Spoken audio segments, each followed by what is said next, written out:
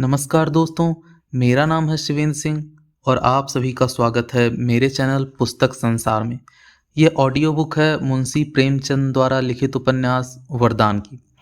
इससे पहले वीडियो में हमने अब तक 15 अध्याय तक को सुन चुका है, तो आइए अब इससे हम आगे का अध्याय 16 से शुरू करते हैं।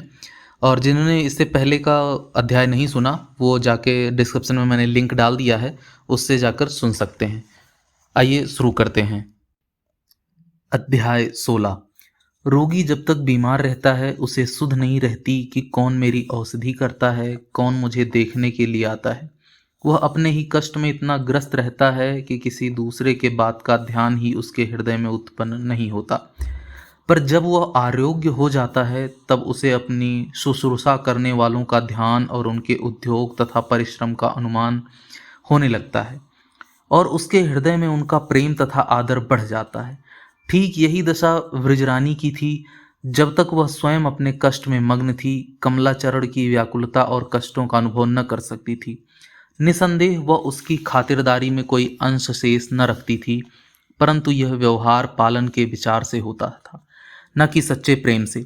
परंतु जब उसके हृदय से यह व्यथा मिट गई तो उसे कमला का परिश्रम और उद्योग स्मरण हुआ और यह चिंता हुई कि इस अपार उपकार का प्रत्युत्तर क्या दूं। मेरा धर्म था सेवा सत्कार से उन्हें सुख देती, पर सुख देना कैसे, उल्टे उनके प्राण ही की गाहक हुई हूँ।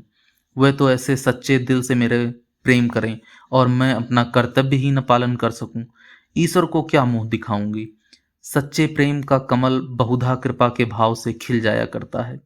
जहाँ रूप, यौवन, संपत्ति और प्रभुता तथा स्वाभाविक सौजन्य प्रेम के बीच होने में अकृत्य कार्य रहते हैं, वहाँ प्रायः उपकार का जादू चल जाता है। कोई हृदय ऐसा वज्र और कठोर नहीं हो सकता जो सत्य सेवा से द्रवीभूत न हो जाए। कमला और व्रजरानी दिनों दिन प्रीति बढ़ने लगी। एक प्रेम का दास था, दूसरी कर्तव्य की दासी। संभव न था कि व्रजरानी के मुख से कोई बात निकले और कमलाचरण उसको पूरा न करे। अब उसकी तत्परता और योग्यता उन्हीं प्रयत्नों में व्यय होती थी। पढ़ना केवल माता पिता को धोखा देना था। वह सदा रुख देखा करता और इस आशा पर कि यह काम उसकी प्रसन्नता का कारण होगा, सब कुछ करने पर कटिबद्ध रहता। एक दिन उसने माधवी को फुलवारी से फूल चुनते देखा। यह छोटा सा उद्यान घर के पीछे था, पर कुटुंब के किसी व्यक्ति को उसे प्रेम न था, अतएव 12 मास उस पर उदासी छाई रहती थी। व्रजरानी को फूलों से हार्दिक प्रेम था। फुलवारी की यह दुर्गति देखी तो माधवी से कहा कि कभी कभी इसमें पानी दे दिया कर। धीरे धीरे वाटिका की दशा कुछ सुधर चली और पौधों में फूल लगने लगे। कमलाचरण के लिए इशारा बहुत था। तन मन से वाटिका को सुसज्जित करने पर उतारू हो गया। 2 चतुर माली नौकरी पर रख लिए गए। विविध प्रकार के सुंदर सुंदर पुष्प और पौधे लगाए जाने लगे। भांति भांति की घासें और पत्तियां गमलों में सजाई जाने लगीं। क्यारियां और रविसें ठीक की जाने लगीं। ठौर ठौर पर लताएं चढ़ाई जाने लगीं। कमलाचरण सारे दिन हाथ में पुस्तक लिए फुलवारी में टहलता रहता था और मालियों को वाटिका की सजावट और बनावट की ताकीद किया करता था, केवल इसीलिए कि विरजन प्रसन्न होगी। ऐसे स्नेह भक्त का जादू किस पर न चल जाएगा। एक दिन कमला ने कहा, आओ तुम्हें वाटिका की सैर कराऊं। व्रजरानी उसके साथ चली। चांद निकल आया था। उसके प्रज्वल प्रकाश में पुष्प और पत्ते परम शोभायमान थे। मंद मंद वायु चल रही थी। मोतियों और बेले की सुगंधी मस्तिष्क को सुरभित कर रही थी। ऐसे समय में विरजन एक रेशमी साड़ी और एक सुंदर स्लीपर पहने रविशों में टहलती दिख पड़ी। उसके बदन का विकास फूलों को लज्जित करता था। जान पड़ता था कि फूलों की देवी है। कमलाचरण बोला, आज परिश्रम सफल हो गया। जैसे कुमकुमे में गुलाब भरा होता है, उसी प्रकार विजरानी के नयनों में प्रेम रस भरा हुआ था। वह मुस्कुराई परंतु कुछ न बोली। कमला, मुझ जैसा भाग्यवान मनुष्य संसार में न होगा। विरजन, क्या मुझसे भी अधिक? कमला मतवाला हो रहा था। विरजन को प्यार से गले लगा लिया। कुछ दिनों तक प्रतिदिन का यही नियम रहा। इसी बीच में मनोरंजन की नई सामग्री उपस्थित हो गई। राधाचरण ने चित्रों का एक सुंदर एल्बम विरजन के पास भेजा। इसमें कई चित्र चंद्रा के भी थे। कहीं वह बैठी श्यामा को पढ़ा रही है, कहीं बैठी पत्र लिख रही है। उसका एक चित्र पुरुष वेश में था। राधाचरण फोटोग्राफी की कला में कुशल थे। विरजन को यह एल्बम बहुत भाया। फिर क्या था, कमला को धुन लगी कि मैं भी चित्र खींचने का अभ्यास करूं और विरजन का चित्र खींचूं। भाई के पास पत्र लिख भेजा कि कैमरा और अन्य आवश्यक सामान भेज दीजिए और अभ्यास आरंभ कर दिया। घर से चलते कि स्कूल जा रहा हूं, पर बीच ही में एक पारसी फोटोग्राफर की दुकान पर आ बैठते। 3-4 मास के परिश्रम और उद्योग से इस कला में प्रवीण हो गए, पर अभी घर में किसी को यह बात मालूम न थी। कई बार बिरजन ने पूछा भी, आजकल दिन भर कहाँ रहते हो, छुट्टी के दिन भी नहीं दिख पड़ते। पर कमलाचरण ने हूँ हाँ करके बात टाल दिया। एक दिन कमलाचरण कहीं बाहर गए हुए थे। विरजन के जी में आया कि लाओ प्रताप चंद्र को एक पत्र लिख डालूं, पर बक्सा खोला तो चिट्ठी का कागज न था। माधवी ने कहा कि जाकर अपने भैया के डेस्क में से कागज निकाल ला। माधवी दौड़ी हुई गई तो उसे डेस्क पर चित्रों का एल्बम खुला हुआ मिला। उसने एल्बम उठा लिया और भीतर लाकर विरजन से कहा, बहन देखो, एक चित्र मिला है। विरजन ने उसे चाव से हाथ में ले लिया। पहला ही पन्ना उल्टा था कि अचंभा सा हो गया। वह उसी का चित्र था। वो अपने पलंग पर चादर ओढ़े निद्रा में पड़ी हुई थी। बाल ललाट पर बिखरे हुए थे। अधरों पर एक मोहनी मुस्कान की झलक थी, मानो कोई मन भावना प्रसन्न स्वप्न देख रही है। चित्र के नीचे लिखा हुआ था, प्रेम स्वप्न। विरजन चकित थी। मेरा चित्र उन्होंने कैसे खिंचवाया और किससे खिंचवाया? क्या किसी फोटोग्राफर के भीतर लाए होंगे? नहीं, ऐसा वो नहीं करेंगे। क्या आश्चर्य है, स्वयं ही खींच लिया हो। इधर महीनों से बहुत परिश्रम भी तो किया करते हैं। यदि स्वयं ऐसा चित्र खींचा है तो वस्तुतः प्रशंसनीय कार्य किया है। दूसरा पन्ना उल्टा तो उसमें भी अपना चित्र पाया। वह एक साड़ी पहने, आधे सिर पर आंचल डाले वाटिका में भ्रमण कर रही थी। इस चित्र के नीचे लिखा हुआ था, वाटिका भ्रमण। तीसरा पन्ना उल्टा तो वह भी अपना ही चित्र था। वह वाटिका में पृथ्वी पर बैठी हार गूंथ रही थी। यह चित्र तीनों में सबसे सुंदर था, क्योंकि चित्रकार ने इसमें बड़ी कुशलता से प्राकृतिक रंग भरे थे। इस चित्र के नीचे लिखा हुआ था, अलबेली मालिन। अब विरजन को ध्यान आया कि एक दिन जब मैं हार गूंथ रही थी तो कमलाचरण नील के कांटे की झाड़ी मुस्कुराते हुए निकले थे। अवश्य उसी दिन यह चित्र होगा। चौथा पन्ना उल्टा तो एक परम मनोहर और सुहावना दृश्य दिखाई दिया। निर्मल जल से लहराता हुआ एक सरोवर था और उसके दोनों तीरों पर जहां तक दृष्टि पहुंची थी, गुलाबों की छटा दिखाई देती थी। उनके कोमल पुष्प वायु के झोंका से लचके जाते थे। ऐसा ज्ञात होता था मानो प्रकृति ने हरे आकाश में लाल तारे टाँक दिए हैं। किसी अंग्रेजी चित्र का अनुकरण प्रतीत होता था। एल्बम के और पन्ने अभी कोरे थे। विरजन ने अपने चित्रों को फिर देखा और स्वाभिमान आनंद से, जो प्रत्येक रमणी को अपनी सुंदरता पर होता है, एल्बम को छुपा कर रख दिया। संध्या को कमलाचरण ने आकर देखा तो एल्बम का पता नहीं, हाथों से तोते उड़ गए। चित्र उसके कई मास के कठिन परिश्रम के फल थे और उसे आशा थी यही एल्बम उपहार देकर विरजन के हृदय में भी घर कर लूँगा। बहुत व्याकुल हुआ। भीतर जाकर विरजन से पूछा। उसने साफ इनकार किया।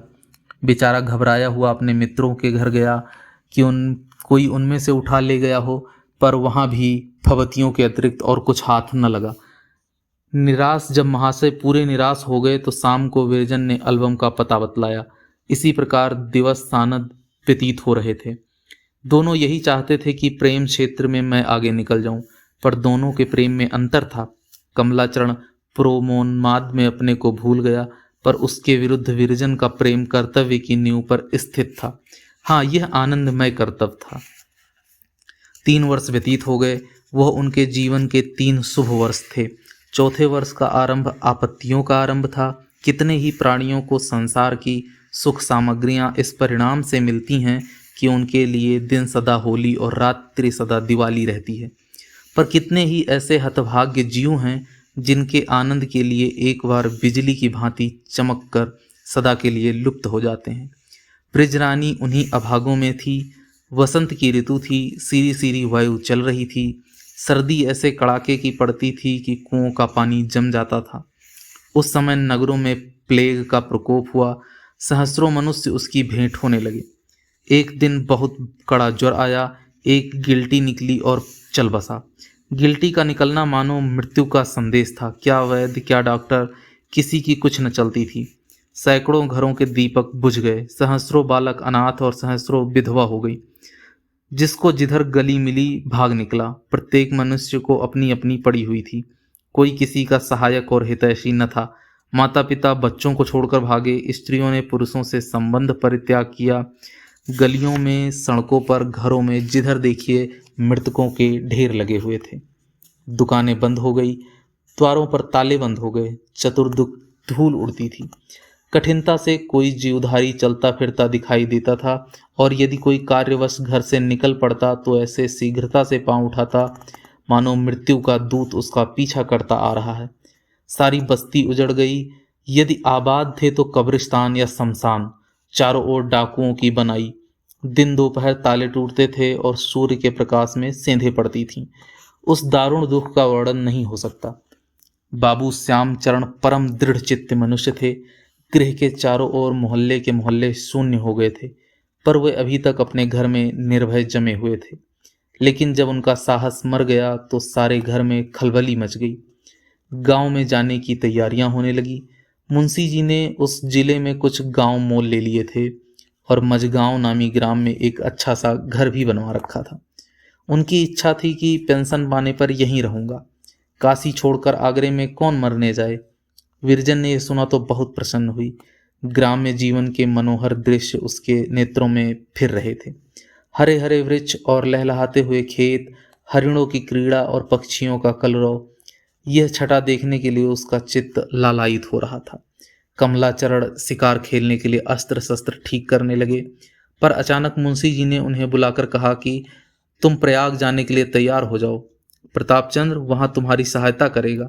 गांव में व्यर्थ समय बिताने से क्या लाभ। इतना सुनना था कि कमलाचरण की नानी मर गई। प्रयाग जाने से इनकार कर दिया। बहुत देर तक मुंशी जी उसे समझाते रहे, पर वह जानने के लिए राजी न हुआ। निदान उनके इन अंतिम शब्दों ने यह निपटारा कर दिया, तुम्हारे भाग्य में विद्या लिखी ही नहीं है। मेरी मूर्खता है कि उससे लड़ता हूँ। ब्रिजरानी ने जब यह बात सुनी तो उसे बहुत दुख हुआ। ब्रिजरानी यद्यपि समझती थी कि कमला का ध्यान पढ़ने में नहीं लगता, पर जब जब वो अरुचि उसे बुरी न लगती थी, बल्कि कभी कभी उसका जी चाहता था कि आज कमला का स्कूल न जाना अच्छा था। उनकी प्रेममय वाणी उसके कानों का बहुत प्यारी मालूम होती थी। जब उसे यह ज्ञात हुआ कि कमला ने प्रयाग जाना अस्वीकार किया है और लाला जी बहुत समझा रहे हैं, तो उसे और भी दुख हुआ, क्योंकि उसे कुछ दिनों अकेले रहना सहय था। कमला पिता को आज्ञा उल्लंघन करे यह सहृदय न था। माधवी को भेजा कि अपने भैया को बुला ला, पर कमला ने जगह से हिलने की शपथ खा ली थी। सोचता कि भीतर जाऊंगा तो वो अवश्य प्रयाग जाने के लिए कहेगी, पर क्या जाने कि यहाँ हृदय पर क्या बीत रही है। बातें तो ऐसी मीठी मीठी करती है, पर जब कभी प्रेम परीक्षा का समय आ जाता है तो कर्तव्य और नीति की ओर से मुंह छिपाने लगती है। सत्य है कि स्त्रियों में प्रेम की गंध ही नहीं होती। जब बहुत देर हो गई और कमला कमरे से न निकला, तब ब्रजरानी स्वयं आई और बोली, क्या आज घर में न आने की शपथ खा ली है। राह देखते देखते आंखें पथरा गईं। कमला, भीतर जाते भय लगता है। विरजन, अच्छा चलो मैं संग संग चलती हूँ, अब तो नहीं डरोगे। कमला, मुझे प्रयाग जाने की आज्ञा मिली है। विरजन, मैं भी तुम्हारे संग चलूंगी। यह कहकर विरजन ने कमलाचरण की ओर आंखें उठाईं। उनमें अंगूर के दाने लगे हुए थे। कमला हार गया। इन मोहनी आंखों में आंसू देखकर किसका हृदय था कि अपने हठ पर दृढ़ रहता। कमला ने उसे अपने कंठ से लगा लिया और कहा, मैं जानता था कि तुम जीत जाओगे, इसीलिए भीतर न जाता था। रात भर प्रेम वियोग की बातें होती रहीं। बार बार आंखें परस्पर मिलती, मानो वे फिर कभी न मिलेंगी। शोक, किसे मालूम था कि यह अंतिम भेंट है। विरजन को फिर कमला से मिलना कब नसीब न हुआ। अध्याय 17। मझगांव। प्रियतम, प्रेम पत्र आया, सिर पर चढ़ाकर नेत्रों से लगाया। ऐसा पत्र तुम न लिखा करो, हृदय विदीर्ण हो जाता है। मैं लिखूं तो असंगत नहीं। यहाँ चित्त अति व्याकुल हो रहा है। क्या सुनती थी और क्या देखती हैं। टूटे फूटे फूस के झोपड़े, मिट्टी की दीवारें, घरों के सामने कूड़े करकट के बड़े बड़े ढेर, कीचड़ में लिपटी हुई भैंसें, दुर्बल गायें, ये सब दृश्य देखकर जी चाहता है कहीं चली जाऊं। मनुष्यों को देखो तो उनकी शोचनीय दशा है। हड्डियां निकली हुई हैं, वह विपत्ति की मूर्तियां और दरिद्रता के जीवित चित्र हैं। किसी के शरीर पर एक बेफटा वस्त्र नहीं है और कैसे भाग्यहीन की रात दिन पसीना बहाने पर भी कभी कभी भरपेट रोटियां नहीं मिलती। हमारे घर के पिछवाड़े एक गड्ढा है। माधवी खेलती थी, पांव फिसलता तो पानी में गिर पड़ी। यह किंवदंती है कि गड्ढे में चुड़ैल नहाने आया करती हैं और वह अकारण यह चलने वालों से छेड़छाड़ किया करती हैं। इसी प्रकार द्वार पर एक पीपल का पेड़ है। यह भूतों का आवास है। गड्ढे का तो भय नहीं है, परंतु इस पीपल का वास सारे सारे गांव के हृदय पर ऐसा छाया हुआ है कि सूर्यास्त ही से मार्ग बंद हो जाता है। बालक और स्त्रियां तो इधर पैर ही नहीं रखते। हाँ, अकेले अकेले पुरुष कभी कभी चले जाते हैं, पर वे भी घबराए हुए। ये दो स्थान मानो उस निकृष्ट जीवों के केंद्र हैं। इनके अतिरिक्त सैकड़ों भूत चुड़ैल भिन्न भिन्न स्थानों के निवासी पाए जाते हैं। इन लोगों को चुड़ैलें दिख पड़ती हैं। लोगों ने उनके स्वभाव पहचान लिए हैं। किसी भूत के विषय में कहा जाता है कि वह सिर पर चढ़ता है तो महीनों नहीं उतरता, और कोई दो एक बार पूजा लेकर अलग हो जाता है। गांव वालों में इन विषयों पर इस प्रकार वार्तालाप होता है मानो ये प्रत्यक्ष घटना है। यहाँ तक सुना गया है कि चुड़ैल भोजन पानी मांगने भी आया करती है। उनकी साड़ी प्रायः बगुले के पंख की भांति उज्जवल होती है और वे बातें कुछ कुछ नाक से करती हैं। हाँ, गहनों को प्रचार उनकी जाति में कम है। उन्हीं स्त्रियों पर उनके आक्रमण का भय रहता है जो बनाव श्रृंगार किए रंगीन वस्त्र पहने अकेले उनकी दृष्टि में पड़ जाएं। फूलों की बास उनको बहुत भाती है। संभव नहीं कि कोई स्त्री या बालक रात को अपने पास फूल रखकर सोए। भूतों के मान और प्रतिष्ठा का अनुमान बड़ी चतुराई से किया गया है। जोगी बाबा आधी रात को काली कमलिया ओढ़े खड़ाऊ पर सवार गांव के चारों ओर भ्रमण करते हैं और भूले भटके पथिकों को मार्ग बताते हैं। साल भर में एक बार उनकी पूजा होती है। वह अब भूतों में नहीं वरन देवताओं में गिने जाते हैं। वह किसी भी आपत्ति को यथाशक्ति गांव के भीतर पग नहीं रखने देते। इनके विरुद्ध धोबी बाबा से गांव भर थर्राता है। जिस वृक्ष पर उसका वास है, उधर से यदि कोई दीपक जलने के पश्चात निकल जाए तो उसके प्राणों की कुशलता नहीं। उन्हें भगाने के लिए 2 बोतल मदिरा काफ़ी है। उनका पुजारी मंगल के दिन उस वृक्ष तले गांजा और चरस रख आता है। लाला साहब भी भूत बन बैठे हैं। यह महाशय पटवारी थे। उन्हें कई पंडित असमियों ने मार डाला था। उनकी पकड़ ऐसी गहरी है कि प्राण लिए बिना नहीं छोड़ती। कोई पटवारी यहाँ 1 वर्ष से अधिक नहीं जीता। गांव से थोड़ी दूर पर एक पेड़ है, उस पर मौलवी साहब निवास करते हैं। वह बेचारे किसी को नहीं छोड़ते। हाँ, बृहस्पति के दिन पूजा न पहुंचाई जाए तो बच्चों को छेड़ते हैं। कैसी मूर्खता है, कैसी मिथ्या भक्ति है। ये भावनाएं हृदय पर वज्रलीक हो गई हैं। बालक बीमार हुआ कि भूत की पूजा होने लगी। खेत खलिहान में भूत का भोग, जहाँ देखिए भूत ही भूत दिखते हैं। यहाँ न देवी है न देवता है, भूतों का ही साम्राज्य है। यमराज यहाँ चरण नहीं रखते, भूत ही जीव हरण करते हैं। इन भावों का किस प्रकार सुधार हो, किमादिकम तुम्हारी बिरजन। पत्र 2, मझगांव। प्यारे, बहुत दिनों को पश्चात आपकी प्रेमी पत्री प्राप्त हुई। क्या सचमुच पत्र लिखने का अवकाश नहीं? पत्र क्या लिखा है, मानो बेगार टाली है। तुम्हारी तो यह आदत न थी। क्या वहां जाकर कुछ और हो गए? तुम्हें यहाँ से गए 2 मास से अधिक हो गए। इस बीच में कोई छोटी बड़ी छुट्टियां पड़ी, पर तुम ना आए। तुमसे कर बांध कर कहती हूँ, होली की छुट्टी में अवश्य आना। यदि अब की बार तरसाया तो मुझे सदा उलाहना रहेगा। यहाँ आकर ऐसा प्रतीत होता है मानो किसी दूसरे संसार में आ गई हूँ। रात को शयन कर रही थी कि अचानक हा हा हू का कोलाहल सुनाई दिया। चौंक कर उठ बैठी। पूछा तो ज्ञात हुआ कि लड़के घर से उपले और लकड़ी जमा कर रहे थे। होली माता का यही आहार था। यह बेढंगा उपद्रव जहाँ पहुँच गया, ईंधन का दिवाला हो गया। किसी की शक्ति नहीं जो इस सेना को रोक सके। एक नंबरदार की मड़ैया लोप हो गई। उसमें 10-12 बैल सुगमतापूर्वक बांधे जा सकते थे। होली वाले कई दिन घात में थे, अवसर पाकर उड़ा ले गए। एक कुर्मी का झोपड़ा उड़ गया। कितने उपले बेपता हो गए। लोग अपनी लकड़ियां घरों में भर लेते हैं। लाला जी ने एक पेड़ ईंधन के लिए मोल लिया था। आज रात को वह भी होली माता के पेट में चला गया। 2-3 घरों की किवाड़ उतर गए। पटवारी साहब द्वार पर सो रहे थे। उन्हें भूमि पर धकेल कर लोग चारपाई ले भागे। चतुर्दिक ईंधन की लूट मची है। जो वस्तु एक बार होली माता के मुख में चली गई उसे लाना बड़ा भारी पाप है। पटवारी साहब ने बड़ी धमकियां दी, मैं जमाबंदी बिगाड़ दूंगा, खसरा झूठा कर दूंगा, पर कुछ प्रभाव न हुआ। यहाँ की प्रथा है ही इस तरह की। इन दिनों होली वाले जो वस्तु पाए निर्भीक उठा ले जाएं, कौन किसकी पुकार करे। नवयुवक पुत्र अपने पिता की आंख बचाकर अपनी ही वस्तु उठवा देता है। यदि वो ऐसा न करे तो अपने समाज में अपमानित समझा जाए। खेत पक गए हैं पर कटने में 2 सप्ताह का विलंब है। मेरे द्वार पर से मीलों का दृश्य दिखाई देता है। गेहूं और जौ के सुथरे खेतों के किनारे किनारे कुसुम के अरुण और केसर वर्ण पुष्पों की पक्ति परम सुहावनी लगती है। तोते चतुर्दिक मंडराया करते हैं। माधवी ने यहाँ कई सखियां बना रखी हैं। पड़ोस में एक अहिर रहता है, राधा नाम है। गत वर्ष माता पिता प्लेग के ग्रास हो गए थे। गृहस्थी का कुल भार उसी के सिर पर है। उसकी स्त्री तुलसी प्रायः हमारे यहाँ आती है। नख से सिला तक सुंदरता भरी हुई है।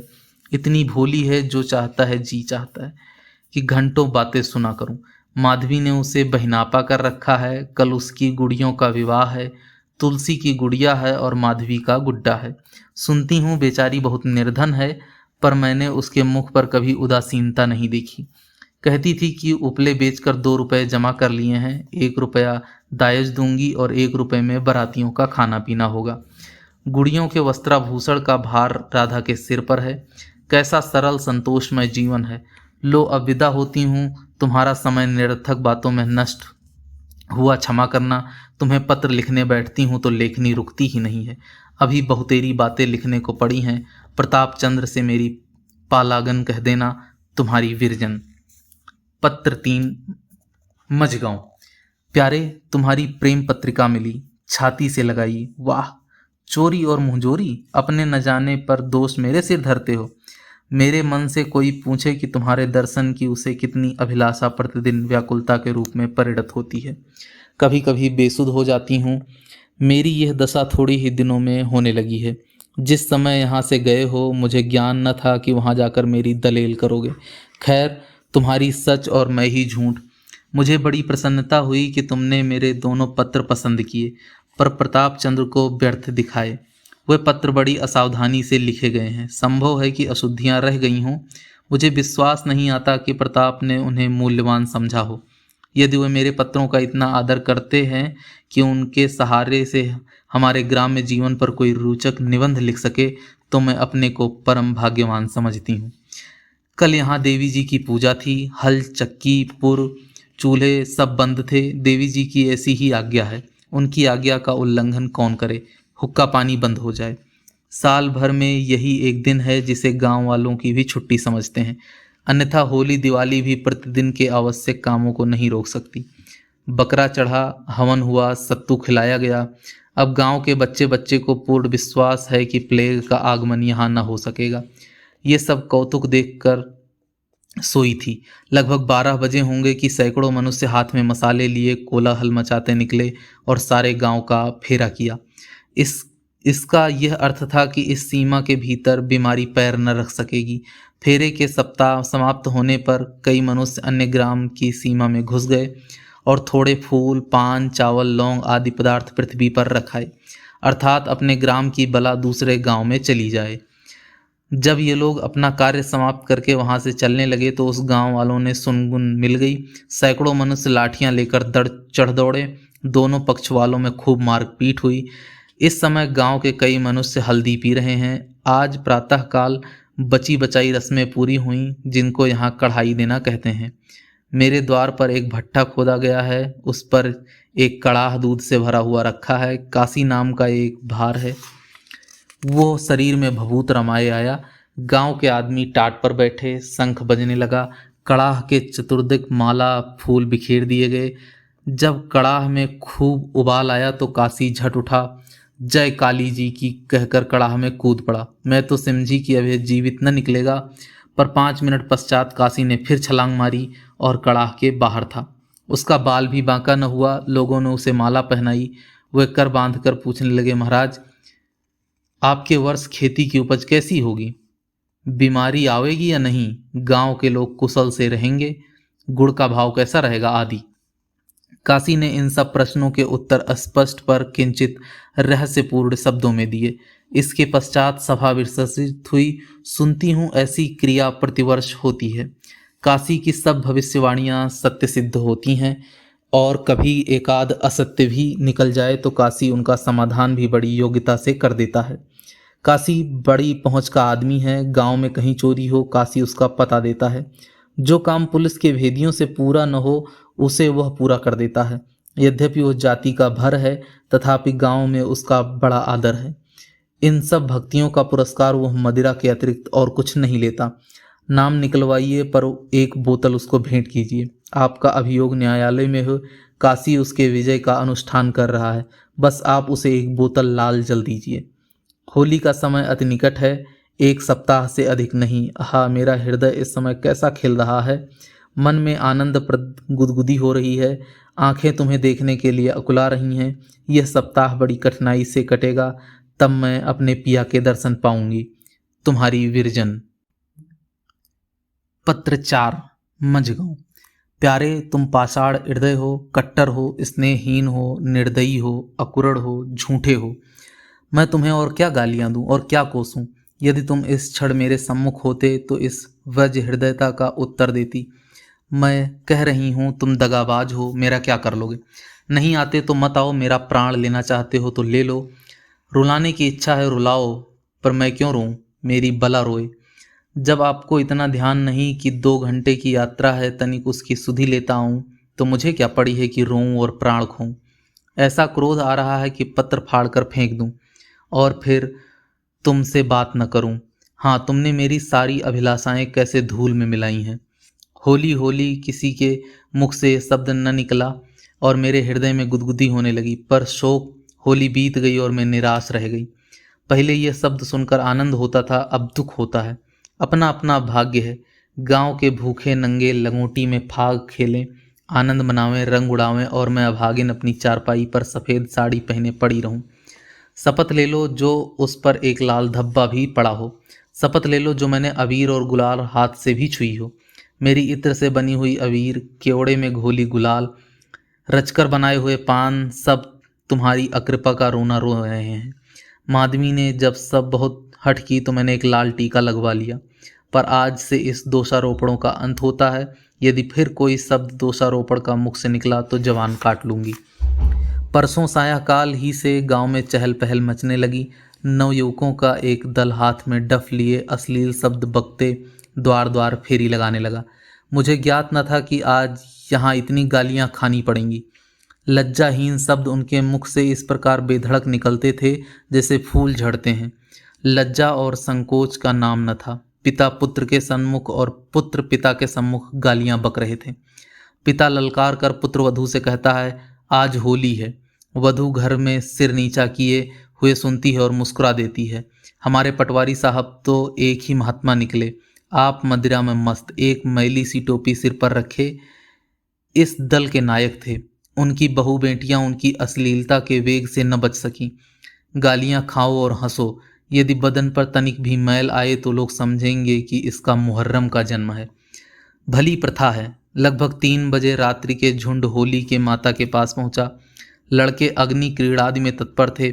मैं भी कई स्त्रियों के पास गई। वहां स्त्रियां एक और होलियां गा रही थीं। निदान होली में आग लगने का समय आया।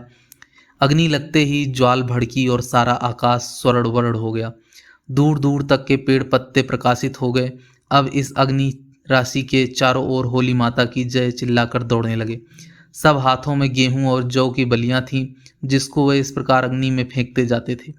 जब ज्वाला बहुत प्रज्वलित हुई तो लोग एक किनारे खड़े होकर कबीर कहने लगे। 6 घंटे तक यही दशा रही। लकड़ी के कुंदों से चटाक पटाक के शब्द निकल रहे थे। पशुगण अपने अपने खूंटों पर भय से चिल्ला रहे थे। तुलसी ने मुझसे कहा, अब की होली की ज्वाला टेढ़ी जा रही है। कुशल नहीं। जब ज्वाला सीधी जाती है, गांव में साल भर आनंद की बधाई बजती है, परंतु ज्वाला का टेढ़ी होना अशुभ है। निदान लपट कम होने लगी। आँच की प्रखरता मंद हुई। तब कुछ लोग होली के निकट आकर ध्यानपूर्वक देखने लगे, जैसे कोई वस्तु ढूंढ रहे हों। तुलसी ने बतलाया कि जब बसंत के दिन होली नींव पड़ती है तो पहले एक एरंड गाड़ देते हैं। उसी पर लकड़ी और उपलों का ढेर लगाया जाता है। इस समय लोग उस एरंड के पौधे का ढूंढ रहे हैं। उस मनुष्य की गणना वीरों में होती है जो सबसे पहले उस पौधे पर ऐसा लक्ष्य करे और टूट कर दूर जा गिरे। प्रथम पटवारी साहब पैंतरे बदलते आए, पर 10 गज की दूरी से झांक कर चल दिए। तब राधा हाथ में एक छोटा सा सोंटा लिए साहस और दृढ़ता पूर्वक आगे बढ़ा और आग में घुसकर भरपूर हाथ लगाया कि पौधा अलग जा गिरा। लोग उन टुकड़ों को लूटने लगे, माथे पर उसका टीका लगाते और उसे शुभ समझते हैं। यहाँ से अवकाश पाकर पुरुष मंडली देवी जी के चबूतरे की ओर बढ़ी, पर यह न समझना यहाँ देवी जी की प्रतिष्ठा की गई होगी। आज वे भी गालियाँ सुनना पसंद करती हैं। छोटे बड़े सब उन्हें अश्लील गालियाँ सुना रहे थे। अभी थोड़े दिन हुए उन्होंने देवी जी की पूजा हुई थी। सच तो यह है, गांव में आजकल ईश्वर को गाली देना भी क्षम्य है। माता बहनों की तो कोई गणना नहीं। प्रभात होते ही लाला ने महाराज से कहा, आज कोई 2 सेर भांग पिसवा लो, 2 प्रकार की अलग अलग बनवा लो, सलोनी आमीठी। महाराज निकले और कई मनुष्यों को पकड़ लाए। भांग पीसी जाने लगी। बहुत से कुल्हड़ मंगाकर क्रम पूर्वक रखे गए। 2 घड़ों में दोनों प्रकार की भांग रखी गई। फिर क्या था, 3-4 घंटों तक पियक्कड़ों का तांता लगा रहा। लोग खूब बखान करते थे और गर्दन हिला हिलाकर महाराज की कुशलता की प्रशंसा करते थे। वहाँ किसी ने बखान किया, महाराज ने दूसरा कुल्हड़ भरा, बोले ये सलोनी है, इसका स्वाद भी चख लो, अजी पी भी लो। क्या दिन दिन दिन होली आएगी कि सब दिन हमारे हाथ की बूटी मिलेगी। इसके उत्तर में किसान ऐसी दृष्टि से ताकता था मानो किसी ने उसे संजीवन रस दे दिया है और एक ही जगह 3-3 कुल्हड़ चट कर जाता। पटवारी के जमाता मुंशी जगदम्मा प्रसाद साहब का शुभागमन हुआ। आप कचहरी में अरायोज नसीन हैं। उन्हें महाराज ने इतनी पिला दी कि आपे से बाहर हो गए और नाचने कूदने लगे। सारा गांव उनसे पोदरी करता रहा। एक किसान आता है और उनकी ओर मुस्कुरा कर कहता है, तुम यहाँ ढाढ़ी हो, घर जाके भोजन बनाओ, हम आवत हैं। इस पर बड़े जोर से हंसी होती है। काशी भर मद में माता लट्ठा कंधे पर रखे आता है और सभा स्थित जनों की ओर बनावटी क्रोध से देखकर गरजता है, महाराज अच्छी बात नहीं है कि तुम हमारी नई बहुरिया से मजा लूटते हो। यह कहकर मुंशी जी को छाती से लगा लेता है। मुंशी जी बेचारे छोटे कद के मनुष्य इधर उधर फड़फड़ाते हैं, पर नक्कार खाने में तूती की आवाज़ कौन सुनता है। उन्हें कोई प्यार करता और गले लगाता है। दोपहर तक यही छेड़छाड़ हुआ। तुलसी अभी तक बैठी हुई थी। मैंने उससे कहा, आज हमारे यहाँ तुम्हारा न्योता है, हम तुम संग खाएंगी। यह सुनते ही महाराजिन 2 थालियों में भोजन परोस कर लाई। तुलसी इस समय खिड़की की ओर मुंह करके खड़ी थी। मैंने जो उसका हाथ पकड़ा, अपनी ओर खींचा तो उसे अपनी प्यारी प्यारी आंखों से मोती के दाने बिखरते हुए पाया। मैं उसे गले लगाकर बोली, सखी सच सच बतला दो, क्यों रोती हो, हमसे कोई दुराव मत रखो। इस पर वह और भी सिसकने लगी। जब मैंने बहुत हठ की, उसने सिर घुमाकर कहा, बहन आज प्रातः काल उन पर निशान पड़ गया, न जाने उन पर क्या बीत रही होगी। यह कहकर वह फूट फूट कर रोने लगी। ज्ञात हुआ कि राधा के पिता ने कुछ ऋण लिया था, वह अभी तक चुका न सका था। महाजन ने सोचा कि इसे हवालात ले चलूं तो रुपए वसूल हो जाए। राधा कन्नी काटता फिरता था। आज द्वेषियों को अवसर मिला और वे अपना काम कर गए। शोक मूल धन रुपए से अधिक न था। प्रथम मुझे ज्ञात होता तो बेचारे पर त्योहार के दिन आपत्ति न आने पाती। मैंने चुपके से महाराज को बुलाया और उन्हें 20 रुपये देकर राधा को छुड़ाने के लिए भेजा। उस समय मेरे द्वार पर एक टाट बिछा दिया गया था। लाला जी मध्य में कालीन पर बैठे थे। किसान लोग घुटने तक धोतियां बांधे, कोई कुर्ती पहने, कोई नग्न देह, कोई सिर पर पगड़ी बांधे और नंगे सिर मुख पर अबीर लगाए, जो उनके काले वर्ण पर विशेष छटा दिखा रही थी। आने जाने लगे हुए थे। जो आता लाला जी के पैरों पर थोड़ी सी अबीर रख देता। लाला जी भी अपनी तस्तरी में से थोड़ी सी अबीर निकाल कर उसके माथे पर लगा देते और मुस्कुरा कर कोई दिल लगी की बात कर देते थे। वह निहाल हो जाता, सादर प्रणाम करता और ऐसा प्रसन्न होकर आ बैठता मानो किसी रंक ने रत्न राशि पाई है।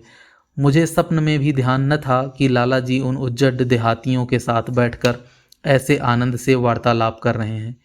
इसी बीच में काशी भर आया। उनके हाथ में एक छोटी सी कटोरी थी, वो उसमें अबीर लिए हुए था।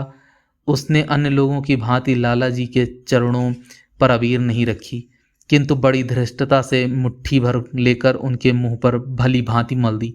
मैं तो डरी कहीं लाला जी रुष्ट न हो जाएं, पर वो बहुत प्रसन्न हुए और स्वयं उन्होंने भी एक टीका लगाने के स्थान पर दोनों हाथों से उनके मुख पर अबीर मली।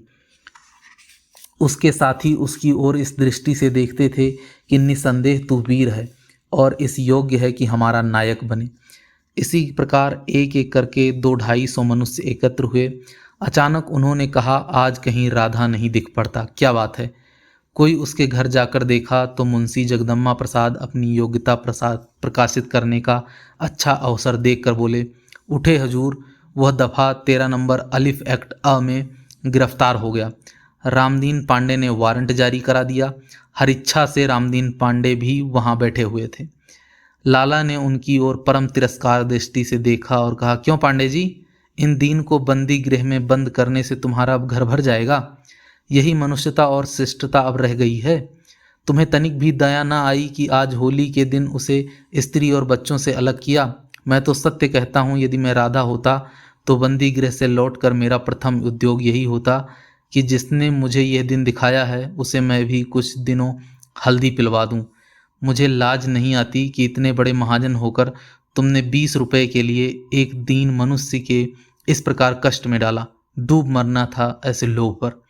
लाला जी को वस्तुतः क्रोध आ गया था। रामदीन ऐसे लज्जित हुआ कि सब सिट्टी पिट्टी भूल गई। मुख से बात न निकली। चुपके से न्यायालय की ओर चला। सबके सब कृषक उसकी ओर क्रोधपूर्ण दृष्टि से देख रहे थे। यदि लाला जी का भय न होता तो पांडे जी की हड्डी पसली वहीं चूर हो जाती। इसके पश्चात लोगों ने गाना आरंभ किया। मद में तो सबके सब गाते ही थे। इस पर लाला जी के भांति भाव के सम्मान से उनके मन और भी उत्साहित हो गए। खूब जी तोड़कर गाया। डफे तो इतने जोर से बजती थीं कि अब फटी तब फटी। जगदम्बा प्रसाद ने दोहरा नशा चढ़ाया था।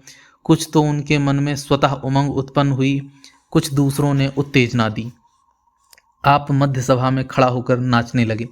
मैंने अचकन टोपी धोती और मूछों वाले पुरुषों को नाचते न देखा था। आधा घंटे तक वो बंदरों की भांति उछलते कूदते रहे।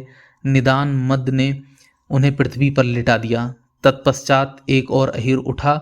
एक अहिरिन भी मंडली से निकली और दोनों चौक में जाकर नाचने लगे। दोनों नवयुवक फुर्तीले थे। उनकी कमर और पीठ की लचक विलक्षण थी। उनके हाव भाव, कमर का लचकना, रोम रोम का फड़कना, गर्दन का मोड़, अंगों का मरोड़ देखकर विस्मय होता था। बहुत अभ्यास और परिश्रम का कार्य है। अभी यहाँ नाच हो ही रहा था कि सामने बहुत से मनुष्य लंबी लंबी लाठियां कंधों पर रखे आते दिखाई दिए। उनके संग डफ भी था। कई मनुष्य हाथों से झांझ और मंजीरे लिए हुए थे। वह गाते बजाते आए और हमारे द्वार पर रुके। अकस्मात 3-4 मनुष्यों ने मिलकर ऐसी आकाश भेदी शब्दों में अर्र कबीर की ध्वनि लगाई कि घर कांप उठा। लाला जी निकले। ये लोग उसी गांव के थे जहां निकासी के दिन लाठियां चली थी। लाला जी को देखते ही कई पुरुषों ने उनके मुख पर अबीर मला। लाला जी ने भी प्रत्युत्तर दिया। फिर लोग फर्श पर बैठे। इलायची और पान से उनका सम्मान किया गया। फिर गाना हुआ। इस गांव वालों ने भी अबीर मली और मलवाई। जब ये लोग विदा होने लगे तब यह घोली गई, सदा आनंद रहे द्वारे मोहन खेलें होरी। कितना सुहावना गीत है। मुझे तो इसमें रस और भाव कूट कूट कर भरा हुआ प्रतीत होता है। होली का भाव कैसे साधारण और संक्षिप्त शब्दों में प्रकट कर दिया गया है। मैं बारंबार यह गीत गाती हूँ, आनंद लूटती हूँ। होली का त्यौहार परस्पर प्रेम और मेल बढ़ाने के लिए है। संभव न था कि वे लोग जिनसे कुछ दिन पहले लाठियां चली थी इस गांव में इस प्रकार बेधड़क चले आते। पर यह होली का दिन है। आज किसी को किसी से द्वेष नहीं। आज प्रेम और आनंद का स्वराज्य है। आज के दिन यदि दुखी हो तो परदेसी बालम की अबला, रोवे तो युवती विधवा। इनके अतिरिक्त और सबके लिए आनंद की बधाई है। संध्या समय गांव की सब स्त्रियां हमारे यहाँ खेलने आईं। माताजी ने उन्हें बड़े आदर से बिठाया, रंग खेला, पान बांटा। मैं मारे भय के बाहर न निकली। इस प्रकार छुट्टी मिली। अब मुझे ध्यान आया कि माधवी दोपहर से गायब है। मैंने सोचा था शायद गांव में होली खेलने गई, परंतु इन स्त्रियों के संग न थी। तुलसी अभी तक चुपचाप खिड़की की ओर मुंह किए बैठी थी। दीपक में बत्ती पड़ रही थी कि वह अकस्मात उठी, मेरे चरणों पर गिर पड़ी और फूट फूट कर रोने लगी। मैंने खिड़की की ओर झांका तो देखती हूँ आगे आगे महाराज, उसके पीछे पीछे राधा और उसके पीछे पीछे रामदीन पांडे चल रहे हैं। गांव के बहुत से आदमी उनके संग हैं। राधा का बदन कुम्हलाया हुआ है। लाला जी ने ज्यों ही सुना कि राधा आ रहा है, चट बाहर निकल आए और बड़े स्नेह से उसको कंठ से लगा लिया, जैसे कोई अपने पुत्र को गले से लगाता है। राधा चिल्ला चिल्ला कर चरणों में गिर पड़ा। लाला जी ने उसे भी बड़े प्रेम से उठाया। मेरी आंखों में भी उस समय आंसू न रुक सके। गांव के बहुत से मनुष्य रो रहे थे। बड़ा करुणापूर्ण दृश्य था। लाला जी के नेत्रों में मैंने कभी आंसू न देखे थे। वह इस समय देखे। रामदीन पांडे मस्तक झुकाए ऐसे खड़ा था माना गौहत्या की हो। उसने कहा, मेरे रुपए मिल गए, पर इच्छा है इनसे तुलसी के लिए एक गाय ले लूं। राधा और तुलसी दोनों अपने घर गए, परंतु थोड़ी देर में तुलसी माधवी का हाथ पकड़े हंसते हुई मेरे घर आई और बोली, इनसे पूछो ये अब तक कहाँ थी। मैं, कहाँ थी? दोपहर से गायब हो। माधवी, यहीं तो थी। मैं, यहाँ कहाँ थी? मैंने तो दोपहर से नहीं देखा। सच सच बता दो, मैं रुष्ट न होऊंगी। माधवी, तुलसी के घर तो चली गई थी। मैं, माधवी तो यहाँ बैठी है, यहाँ अकेली क्या सोती रही? तुलसी हंसकर, सोती काहे को, जागती रही, भोजन बनाती रही, बर्तन चौका करती रही। माधवी, हाँ, चौका बर्तन करती रही। कोई तुम्हारा नौकर लगा हुआ है ना? ज्ञात हुआ कि जब मैंने महाराज को राधा को छुड़ाने के लिए भेजा था, तब से माधवी तुलसी के घर भोजन बनाने में लीन रही। उसके किवाड़ खोले, यहाँ से आटा घी शक्कर सब ले गई। आग जलाई और पूड़ियाँ कचौड़ियाँ गुलगुले और मीठे समोसे सब बनाए। उसने सोचा था कि मैं यह सब बताकर चुपके से चली जाऊंगी। जब राधा और तुलसी जाएंगे तो विस्मित होंगे कि कौन बना गया। पश्चात विलंब अधिक हो गया और अपराधी पकड़ लिया गया। देखा कैसे सुशीला वाला है। अब विदा होती हूँ। अपराध क्षमा करना। तुम्हारी चेरी हूँ। जैसे रखोगे वैसे रहूंगी। यह अबीर और गुलाल भेजती रहूंगी। यह तुम्हारी दासी का उपहार है। तुम्हें शपथ, मिथ्या सभ्यता के उमंग में आकर इसे फेंक न देना, नहीं तो मेरा हृदय दुखी होगा। तुम्हारी विरजन। पत्र 5, मझगांव। प्यारे, तुम्हारे पत्र ने बहुत रुलाया। अब नहीं रहा जाता। मुझे बुला लो। एक बार देख कर चली आऊँगी। सच बताओ, यदि मैं तुम्हारे यहाँ आ जाऊँ तो हंसी तो न उड़ाओगे? न जाने मन में क्या समझोगे। पर कैसे आऊँगी? तुम लाला जी को लिखो, खूब कहेंगे यह नई धुन समाई है। कल चारपाई पर पड़ी थी, भोर हो गया था। शीतल मंद पवन चल रही थी कि स्त्रियां गाने का शब्द सुनाई पड़ा। स्त्रियां अनाज का खेत काटने जा रही थीं। झांक कर देखा तो 10-10, 12-12 स्त्रियों का एक एक गोल था। सबके हाथों में हंसिया, कंधों पर गांठिया बांधने की रस्सी और सिर पर भुने हुए मटर की छबड़ी थी।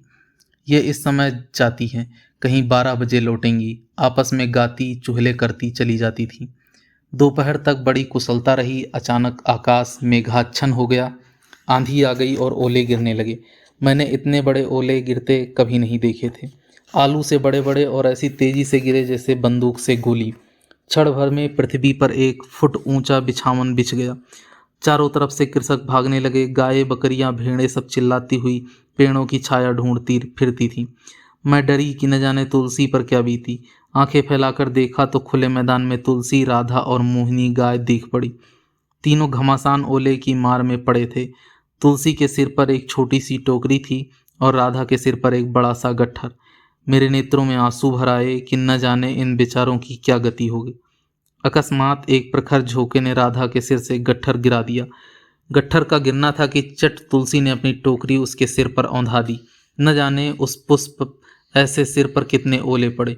उसके हाथ कभी पीठ पर जाते, कभी सिर सुलाते, कभी 1 सेकंड से अधिक यह दशा न रही होगी कि राधा ने बिजली की भांति झपकर गट्ठर उठा लिया और टोकरी तुलसी को दे दी। कैसा घना प्रेम है। अनर्थकारी दुर्देव ने सारा खेल बिगाड़ दिया। प्रातःकाल स्त्रियां गाती हुई जा रही थीं। संध्या को घर घर शोक छाया हुआ था। कितने के सिर लहू लहुअन हो गए, कितने हल्दी पी रहे हैं। खेती सत्यानाश हो गई। अनाज बर्फ के तले दब गया। ज्वर का प्रकोप है। सारा गांव अस्पताल बना हुआ है। काशी भर का भविष्य प्रवचन प्रमाणित हुआ। होली की ज्वाला का भेद प्रकट हो गया। खेती की यह दशा और लगान उगाहा जा रहा है। बड़ी विपत्ति का सामना है। मारपीट, गाली, अपशब्द सभी साधनों से काम लिया जा रहा है। दोनों पर यह देवी कोप। तुम्हारी विरजन। पत्र 6, मझगांव। मेरे प्राणाधिक प्रियतम, पूरे 15 दिन के पश्चात तुमने विरजन की सुध ली। पत्र को बारंबार पढ़ा, तुम्हारा पत्र रुलाए बिना नहीं मानता। मैं यूं भी बहुत रोया करती हूँ, तुमको किन किन बातों की सुधि दिलाऊं। मेरा हृदय निर्बल है कि जब कभी इन बातों की ओर ध्यान जाता है तो विचित्र दशा हो जाती है। गर्मी सी लगती है, एक बड़ी व्यग्र करने वाली, बड़ी स्वादिष्ट, बहुत रुलाने वाली, बहुत दुराशापूर्ण वेदना उत्पन्न होती है। मैं जानती हूँ कि तुम नहीं आ रहे हो और नहीं आओगे, पर बार बार आकर खड़ी हो जाती हूँ कि आ तो नहीं गए। कल सायंकाल यहाँ तक एक चित्ताकर्षण प्रहसन देखने में आया। यह धोबियों का नाच था। 15-20 मनुष्यों का एक समुदाय था। उसमें एक नवयुवक श्वेत पेशवाज पहने, कमर में असंख्य घंटियां बांधे, पाँव में घुंघरू पहने, सिर पे लाल टोपी रखे नाच रहा था। जब पुरुष नाचता था तो मृदंग बजने लगती थी। ज्ञात हुआ कि ये लोग होली का पुरस्कार मांगने आए हैं। यह जाति पुरस्कार खूब लेती है। आपके यहाँ कोई काम काज पड़े उन्हें पुरस्कार दीजिए, और उनके यहाँ कोई काम काज पड़े तो भी उन्हें पारितोषिक मिलना चाहिए। ये लोग नाचते समय गीत नहीं गाते, इनका गाना उनकी कविता है। पेशवाज वाला पुरुष मृदंग पर हाथ रखकर एक विरहा कहता है, दूसरा पुरुष सामने से आकर उसका प्रत्युत्तर देता है, और दोनों तत्क्षण यह विरहा रचते हैं। इस जाति में कवित्व शक्ति अत्यधिक है। इन विरहों को ध्यान से सुनो तो उनमें बहुधा उत्तम कवित्व भाव प्रकट किए जाते हैं। पेशवाज वाले पुरुषों ने प्रथम जो विरहा कहा था उसका यह अर्थ है कि ए धोबी के बच्चों, तुम किसके द्वार पर आकर खड़े हो। दूसरे ने उत्तर दिया, अब न अकबर शाह हैं न राजा भोज, अब जो हैं हमारे मालिक हैं, उन्हीं से मांगो। तीसरे विरहा का अर्थ यह है कि याचकों की प्रतिष्ठा कम होती है, अतएव कुछ मांगो मत मांगो, गा बजाकर चले जाओ, देने वाला बिना मांगे ही दे देगा। घंटे भर से ये लोग विरहे करते रहते हैं। तुम्हें प्रतीति न होगी, इनके मुख से विरहे इस प्रकार बेधड़क निकलते हैं कि आश्चर्य प्रकट होता था। शायद इतनी सुगमता से वे बातें भी न कर पाते हों। यह बड़ी पियक्कड़ जाती है। मदिरा पानी की भांति पीती है। विवाह में मदिरा, गौने में मदिरा, पूजा पाठ में मदिरा। पुरस्कार मांगेंगे तो पीने के लिए, धुलाई मांगने को कहेंगे तो आज पीने के पैसे नहीं हैं। विदा होते समय बेचू धोबी ने जो बिरहा कहा था वह काव्यालंकार से भरा हुआ है। तुम्हारा परिवार इस प्रकार के बढ़े जैसे गंगा जी का जल, लड़के फूले फले जैसे आम का बौर, मलकिन को सुहाग सदा बना रहे जैसे दूब की हरियाली। कैसी अनोखी कविता है तुम्हारी विरजन। पत्र 7 मंझगांव। प्यारे, एक सप्ताह तक चुप रहने की क्षमा चाहती हूँ। मुझे इस सप्ताह में तनिक भी अवकाश न मिला। माधवी बीमार हो गई थी। पहले तो कुनैन को कई पुंडिया खिलाई, फिर जब लाभ न हुआ और उसकी दशा और भी बुरी होने लगी तो देहलू राय वैद्य बुलाए गए। कोई 50 वर्ष की आयु होगी। नंगे पांव, सिर पर एक पगड़ी बांधे, कंधे पर अंगोछा रखे, हाथ में मोटा सा सोंटा लिए द्वार पर आकर बैठ गए। घर के जमींदार हैं, पर किसी ने उनके शरीर से मिर्जई तक नहीं देखी। उन्हें इतना अवकाश ही नहीं कि अपने शरीर पालन की ओर ध्यान दें। इस मंडल में 8-10 कोस तक के लोग उन पर विश्वास करते हैं। न वे हकीम को लाने, न डॉक्टर को। उनके हकीम डॉक्टर जो कुछ हैं वो देहलू राय हैं। संदेशा सुनते ही आकर द्वार पर बैठ गए। डॉक्टरों की भांति नहीं कि प्रथम सवारी मांगेंगे, वह भी तेज, जिसमें उसका समय नष्ट न हो। आपके घर ऐसे बैठे रहेंगे मानो गूंगे का गुड़ खा गए हैं। रोगी को देखने आएंगे तो इस प्रकार भागेंगे मानो कमरे की वायु में विष भरा हुआ है। रोग परिचय और औषधि का उपचार केवल 2 मिनट में समाप्त। देहलू राय डॉक्टर नहीं हैं, पर जितने मनुष्यों को उनसे लाभ पहुंचा है उनकी संख्या का अनुमान करना कठिन है। ये सहानुभूति की मूर्ति हैं। उन्हें देखते ही रोगी का आधा रोग दूर हो जाता है, और उनकी औषधियाँ ऐसे सुगम और साधारण होती हैं कि बिना को पैसा कौड़ी मानो बटोर लाइए। 3 ही दिन में माधवी चलने फिरने लगी। वस्तुतः उस वैद्य की औषधि में चमत्कार है। यहाँ इन दिनों मुगलिये उधम मचा रहे हैं। ये लोग जाड़े में कपड़े उधार दे देते हैं और चैत में दाम वसूल करते हैं। उस समय कोई बहाना नहीं सुनते। गाली गलौज, मारपीट सभी बातों पर उतर आते हैं। 2-3 मनुष्यों को बहुत मारा। राधा ने भी कुछ कपड़े लिए थे। उनके द्वार पर जाकर सबके सब गालियां देने लगे। तुलसी ने भीतर से किवाड़ बंद कर लिए। जब इस प्रकार बस न चला तो एक मोहनी गाय को खूंटे से खोलकर खींचते हुए ले चला। इतने में राधा दूर से आता दिखाई दिया।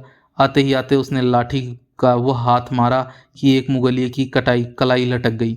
तब से मुगलिये कुपित हुए पैंतरे बदलने लगे। राधा भी जान पर खेल गया और 3 दुष्टों को बेकार कर दिया।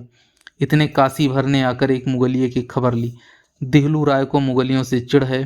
स्वाभिमान कहा करते हैं कि मैंने इनके इतने रुपए डुबा दिए, इतनों को पिटवा दिया कि जिसका हिसाब नहीं। यह कोलाहल सुनते ही वे भी पहुंच गए। फिर तो सैकड़ों मनुष्य लाठियां ले लेकर दौड़ पड़े। उन्होंने मुगलियों की भली भांति सेवा की। आशा है कि उधर आने का अब साहस न होगा। अब तो मई का महीना भी बीत गया, क्यों अभी छुट्टी नहीं हुई? रात दिन तुम्हारे आने की प्रतीक्षा है। नगर में बीमारी कम हो गई है। हम लोग बहुत शीघ्र यहाँ से चले जाएंगे। सो तुम इस गांव की सैर न कर सकोगे। तुम्हारी विरजन। अध्याय 18। प्रतापचंद्र को प्रयाग कॉलेज में पढ़ते 3 साल हो चुके थे। इतने काल में उसने अपने सहपाठियों और गुरुजनों की दृष्टि में विशेष प्रतिष्ठा प्राप्त कर ली थी। कॉलेज के जीवन का कोई ऐसा अंग न था जहां उनकी प्रतिभा न प्रदर्शित हुई हो। प्रोफेसर उस पर अभिमान करते और छात्रगण उसे अपना नेता समझते हैं। जिस प्रकार क्रीड़ा क्षेत्र में उसका हस्तलघाव प्रशंसनीय था, उसी प्रकार व्याख्यान भवन में उसकी योग्यता और सूक्ष्मदर्शिता प्रमाणित थी। कॉलेज से संबद्ध एक मित्र सभा स्थापित की गई थी। नगर के साधारण सभ्यजन, कॉलेज के प्रोफेसर और छात्रगण सब उसके सभासद थे। प्रताप इस सभा का उज्ज्वल चंद्र था। यहाँ देशिक और सामाजिक विषयों पर विचार किया करते थे। प्रताप की विकृताएं ऐसी ओजस्विनी और तर्कपूर्ण होती थी कि प्रोफेसरों को भी उसके विचार और विषयान्वेषण पर आश्चर्य होता था। उसकी वक्तृता और उसके खेल दोनों ही प्रभावपूर्ण होते थे। जिस समय वह अपने साधारण वस्त्र पहने हुए प्लेटफॉर्म पर जाता, उस समय सभा स्थित लोगों की आंखें उसकी ओर एकटक देखने लगती और चित्त में उत्सुकता और उत्साह की तरंगें उठने लगती। उसका वाक्चातुर्य, उसके संकेत और मृदुल उच्चारण, उसके अंगोपांग की गति सभी ऐसे प्रभाव पूरित होते थे मानो शारदा स्वयं उसकी सहायता करती हैं। जब तक वह प्लेटफॉर्म पर रहता, सभासदों पर एक मोहिनी सी छाया रहती। उसका एक एक वाक्य हृदय में भिद जाता और मुख से सहसा वाह वाह के शब्द निकल जाते। इसी विचार से उसकी वक्तृताएं प्रायः अंत में हुआ करती थी, क्योंकि बहुधा श्रोतागण उसी की वाक्तीक्षणता का आस्वादन करने के लिए आया करते थे। उनके शब्दों और उच्चारणों में स्वाभाविक प्रभाव था। साहित्य और इतिहास उसके अन्वेषण और अध्ययन के विशेष थे। जातियों की उन्नति और अवनति तथा उसके कारण और गति पर वह प्रायः विचार किया करता था। इस समय उसके इस परिश्रम और उद्योग के प्रेरक तथा वर्धक विशेषकर श्रोताओं के साधुवाद ही होते थे और उन्हीं को वो अपनी कठिन परिश्रम का पुरस्कार समझता था। हाँ, उसके उत्साह की यह गति देखकर यह अनुमान किया जा सकता था कि वो होनहार विरवा आगे चलकर कैसे फल फूल लाएगा और कैसे रंग रूप निकालेगा। अभी तक उसने क्षण भी के लिए भी इस पर ध्यान नहीं दिया था कि मेरे आगामी जीवन पर क्या स्वरूप होगा। कभी सोचता कि प्रोफेसर हो जाऊंगा और खूब पुस्तकें लिखूंगा, कभी वकील बनने की भावना करता, कभी सोचता यदि छात्रवृत्ति प्राप्त होगी तो सिविल सर्विसेज का उद्योग करूंगा। किसी एक और मन नहीं टिकता था। परंतु प्रतापचंद्र उन विद्यार्थियों में से न था जिनका सारा उद्योग वक्रता और पुस्तकों ही का परिमित रहता है। उसके संयम और योग्यता का एक छोटा भाग जनता के लाभार्थ भी व्यय होता था। उसने प्रकृति से उदार और दयालु हृदय पाया था और सर्वसाधारण से मिलने जुलने और काम करने की योग्यता उसे पिता से मिली थी। इन्हीं कार्यों में उसका सदुत्साह पूर्ण रीति से प्रमाणित होता था। बहुधा संध्या समय वह कीटगंज और कटरा की दुर्गंधपूर्ण गलियों में घूमता दिखाई देता, जहां विशेषकर नीची जाति के लोग बसते हैं, जिन लोगों की परिछाई से उच्च वर्ण का हिंदू भागता है। उनके साथ प्रताप टूटी खाट पर बैठकर घंटों बातें करता और यही कारण था कि इन मोहल्ले के निवासी उस पर प्राण देते थे। प्रमाद और शारीरिक शुभ प्रलोभ, ये 2 अवगुण प्रतापचंद्र में नाम मात्र के भी न थे। कोई अनाथ मनुष्य हो, प्रताप उसकी सहायता के लिए तैयार था। कितनी रातें उसने झोपड़ी में कराहते हुए रोगियों के सिरहाने खड़े होकर काटी थीं। इसी अभिप्राय से उसने जनता का लाभार्थ एक सभा भी स्थापित कर रखी थी और 2.5 वर्ष के अल्प समय में ही इस सभा ने जनता की सेवा में इतनी सफलता प्राप्त की थी कि प्रयागवासियों को उससे प्रेम हो गया था। कमलाचरण इस समय प्रयाग पहुंचा। प्रतापचंद्र ने उसका बड़ा आदर किया। समय ने उसके चित्त के द्वेष की ज्वाला शांत कर दी थी। जिस समय वह विरजन की बीमारी का समाचार पाकर बनारस पहुंचा था, उससे भेंट होते ही विरजन की दशा सुधर चली थी। उसी समय प्रतापचंद्र को विश्वास हो गया था कि कमलाचरण ने उसके हृदय में वह स्थान नहीं पाया है जो मेरे लिए सुरक्षित है। यह विचार द्वेषाग्नि को शांत करने के लिए काफी था। इससे अतिरिक्त उसे प्रायः यह विचार भी उद्विग्न किया करता था कि मैं ही सुशीला का प्राणघातक हूँ। मेरी ही कठोर वाड़ियों ने उस बेचारी का प्राणघात किया। और उसी समय से, जबकि सुशीला ने मरते समय रो रो कर उससे अपने अपराधों की क्षमा मांगी थी, प्रताप ने मन में ठान लिया था कि अवसर मिलेगा तो मैं पाप का प्रायश्चित अवश्य करूंगा। कमलाचरण का आदर सत्कार तथा शिक्षा सुधार में उसे किसी अंश में प्रायश्चित को पूर्ण करने का अपूर्व अवसर प्राप्त हुआ। वह उससे इस प्रकार व्यवहार रखता जैसे छोटा भाई के साथ अपने समय का कुछ भाग उसकी सहायता करने में व्यय करता है, और ऐसी सुगमता से शिक्षक का कर्तव्य पालन करता कि शिक्षा एक रोचक कथा का रूप धारण कर लेती। परंतु प्रतापचंद्र के इन प्रयत्नों के होते हुए भी कमलाचरण का जी यहाँ बहुत घबराता। सारे छात्रावास में उसके स्वभावानुकूल एक मनुष्य भी न था जिससे वह अपने मन का दुख कहता। वह प्रताप से निसंकोच रहते हुए भी चित्त की बहुत सी बातें न कहता था। जब निर्लज्जता से भी अधिक घबराता तो विरजन को कोसने लगता कि मेरे सिर पर यह सब आपत्तियां उसी की लादी हुई हैं। उसे मुझसे प्रेम नहीं, मुख और लेखनी का प्रेम भी कोई प्रेम है? मैं चाहे उस पर प्राण ही क्यों न वारूं, पर उसका प्रेम वाणी और लेखनी से बाहर नहीं निकलेगा। ऐसी मूर्ति के आगे जो पसीजना जानती ही नहीं, सिर पटकने से क्या लाभ? इन विचारों ने यहाँ तक जोर जकड़ा कि उसने विरजन को पत्र लिखना भी त्याग दिया। वह बेचारी अपने पत्रों में कलेजा निकाल कर रख देती, पर कमला उत्तर तक न देता। यदि देता भी तो रूखा और हृदय विदारक। इस समय विरजन की एक एक बात, उसकी एक एक चाल उसके प्रेम की शिथिलता का परिचय देती हुई प्रतीत होती थी। हाँ, यदि विस्मरण हो गई थी कि विरजन ही की स्नेहमयी बातें, वे मतवाली आंखें जो वियोग के समय डबडबा गई थीं, और कोमल हाथ जिन्होंने उनसे विनती की थी कि पत्र बराबर भेजते रहना, यदि वह उसे स्मरण हो आते तो संभव था कि उसे कुछ संतोष होता। परंतु ऐसे अवसरों पर मनुष्य की स्मरण शक्ति धोखा दिया करती है। निदान कमलाचरण ने अपने मन बदलाव का एक ढंग सोच लिया। जिस समय उसे ये ज्ञान हुआ, तभी उसे सौंदर्य वाटिका में भ्रमण करने की चाट पड़ी थी। सौंदर्योपासना उसका स्वभाव हो गया था। वह उसके लिए ऐसी ही अनिवार्य थी जैसे शरीर रक्षा के लिए भोजन। बोर्डिंग हाउस से मिली हुई एक सेठ की वाटिका थी और उसकी देखभाल के लिए माली नौकर था। उस माली के सरयू देवी नाम की एक कुंवारी लड़की थी। यद्यपि वो परम सुंदरी न थी, तथापि कमला सौंदर्य का इतना इच्छुक न था जितना किसी विनोद की सामग्री का। किसी भी स्त्री जिसके शरीर पर यौवन की झलक हो, उसका मन बहलाने के लिए समुचित थी। कमला इस लड़की पर डोरे डालने लगा। संध्या समय निरंतर वाटिका की पटरियों पर टहलता हुआ दिखाई देता, और लड़के तो मैदान में कसरत करते, पर कमलाचरण वाटिका में आकर ताक झांक किया करता। धीरे धीरे सरयू देवी से परिचय हो गया। वह उससे गजरे मोल लेता और चौगुना मूल्य देता। माली को त्योहार के समय सबसे अधिक त्योहरी कमलाचरण ही से मिलती थी। यहाँ तक कि सरयू देवी उसके प्रीति रूपी जाल का आखेट हो गई, और एक दो बार अंधकार के पर्दे में परस्पर संभोग भी हो गया। एक दिन संध्या का समय था। सब विद्यार्थी सैर को गए हुए थे। कमला अकेला वाटिका में टहलता था और रह रहकर माली के झोपड़ी की ओर झांकता था। अचानक झोपड़े में से सरयू देवी ने उसे संकेत द्वारा बुलाया। कमला बड़ी शीघ्रता से भीतर घुस गया। आज सरयू देवी ने मलमल की साड़ी पहनी थी जो कमला बाबू का उपहार थी। सिर में सुगंधित तेल डाला गया था जो कमला बाबू बनारस से लाए थे, और एक छींट सा सलूका पहने हुए थी जो बाबू साहब ने उसके लिए बनवा दिया था। आज वह अपनी दृष्टि में परम सुंदरी प्रतीत होती थी, नहीं तो कमला भैया जैसा धनी मनुष्य उस पर क्यों प्राण देगा। कमला खटोले पर बैठा हुआ सरयू देवी के हाव भाव को मतवाली दृष्टि से देख रहा था। उसे उस समय सरयू देवी ब्रजरानी से किसी प्रकार कम सुंदरी नहीं दिखाई पड़ती थी। वर्ण में तनिक सा अंतर न था, पर ऐसा कोई बड़ा अंतर नहीं।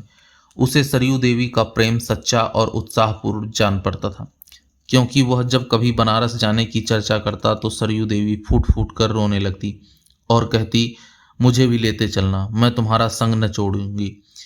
कहाँ यह प्रेम की तीव्रता व उत्साह का बाहुल्य और कहाँ विरजन की उदासीन सेवा और निर्दयतापूर्ण अभ्यर्थना। कमला अभी भली भांति आंखों को सेकने भी न पाया था कि अकस्मात माली ने आकर दरवाजा खटखटाया। अब काटो तो शरीर में खून नहीं, चेहरे का रंग उड़ गया। सरयू देवी से गिड़गिड़ाकर बोला, मैं कहाँ जाऊं? सरयू देवी का ज्ञान आप ही शून्य हो गया। घबराहट में मुख से शब्द तक न निकला। इतने में माली ने फिर किवाड़ खटखटाया। बेचारी सरयू देवी ने विवश थी, उसने डरते डरते किवाड़ खोल दिया। कमला चरण एक कोने में श्वास रोककर खड़ा हो गया, जिस प्रकार बलिदान का बकरा कटार के तले तड़पता है, उसी प्रकार कोने में खड़े हुए कमला का कलेजा धड़क रहा था। वो अपने जीवन से निराश था और ईश्वर को सच्चे हृदय से स्मरण कर रहा था और कह रहा था, इस बार इस आपत्ति से मुक्त हो जाऊं तो फिर कभी ऐसा काम न करूंगा। इतने में माली की दृष्टि उस पर पड़ी। पहले तो घबराया, फिर निकट आकर बोला, यह कौन खड़ा है? यह कौन है?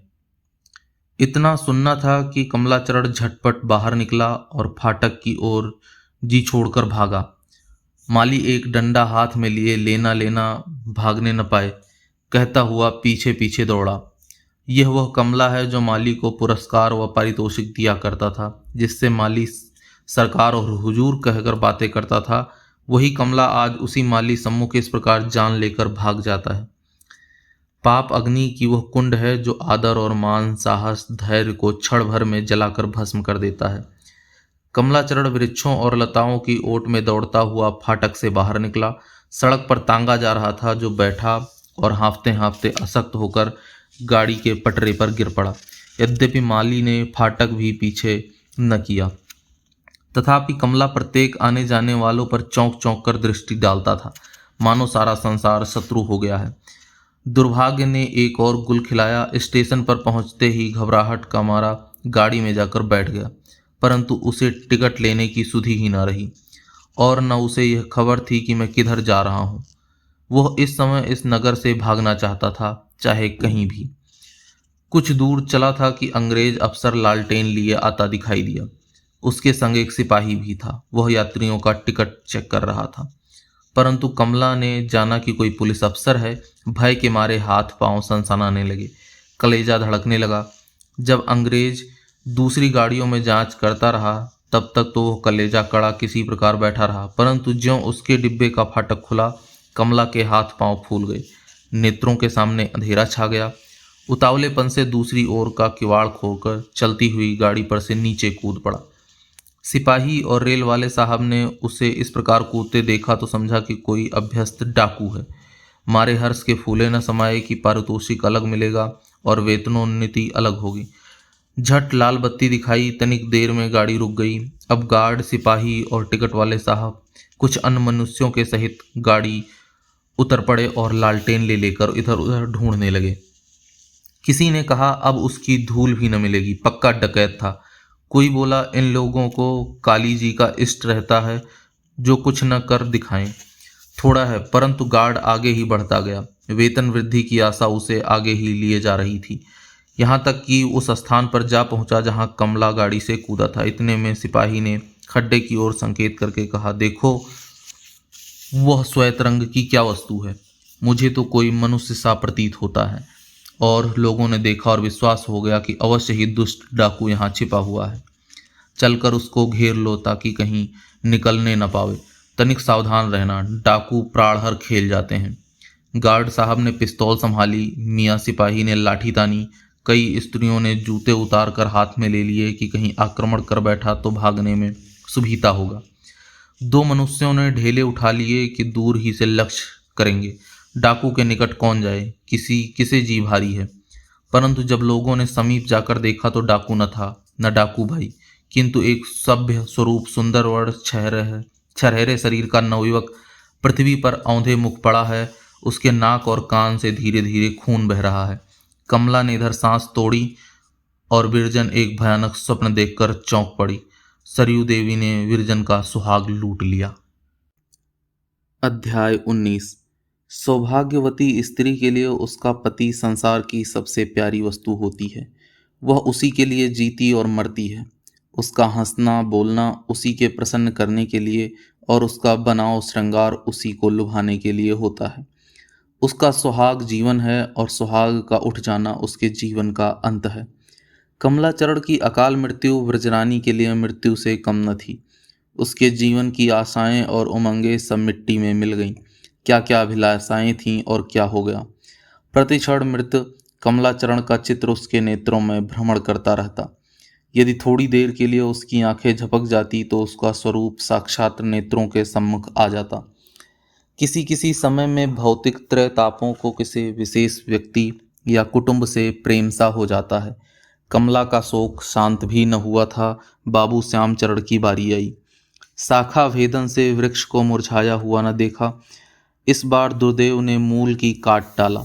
रामदीन पांडे बड़ा दम्भी मनुष्य था। जब तक डिप्टी साहब मंझगांव में थे दबका बैठा रहा, परंतु ज्यों ही वह नगर को लौटे उसी दिन से उसने उत्पात करना आरंभ कर दिया। सारा गांव का गांव उसका शत्रु था। जिस दृष्टि से मंझगांव वालों ने होली के दिन उसे देखा वह दृष्टि उसके हृदय में कांटे की भांति खटक रही थी। जिस मंडल में मंझगांव स्थित था उसके थानेदार साहब एक बड़े घाघ और कुशल रिश्वती थे। सहस्रों की रकम पचा जाए पर डकार तक न ले। अभियोग बनाने और प्रमाण गढ़ने में ऐसे अभ्यस्त थे कि बाट चलते मनुष्य को फंसा ले और वह फिर किसी को छुड़ाए न छूटे।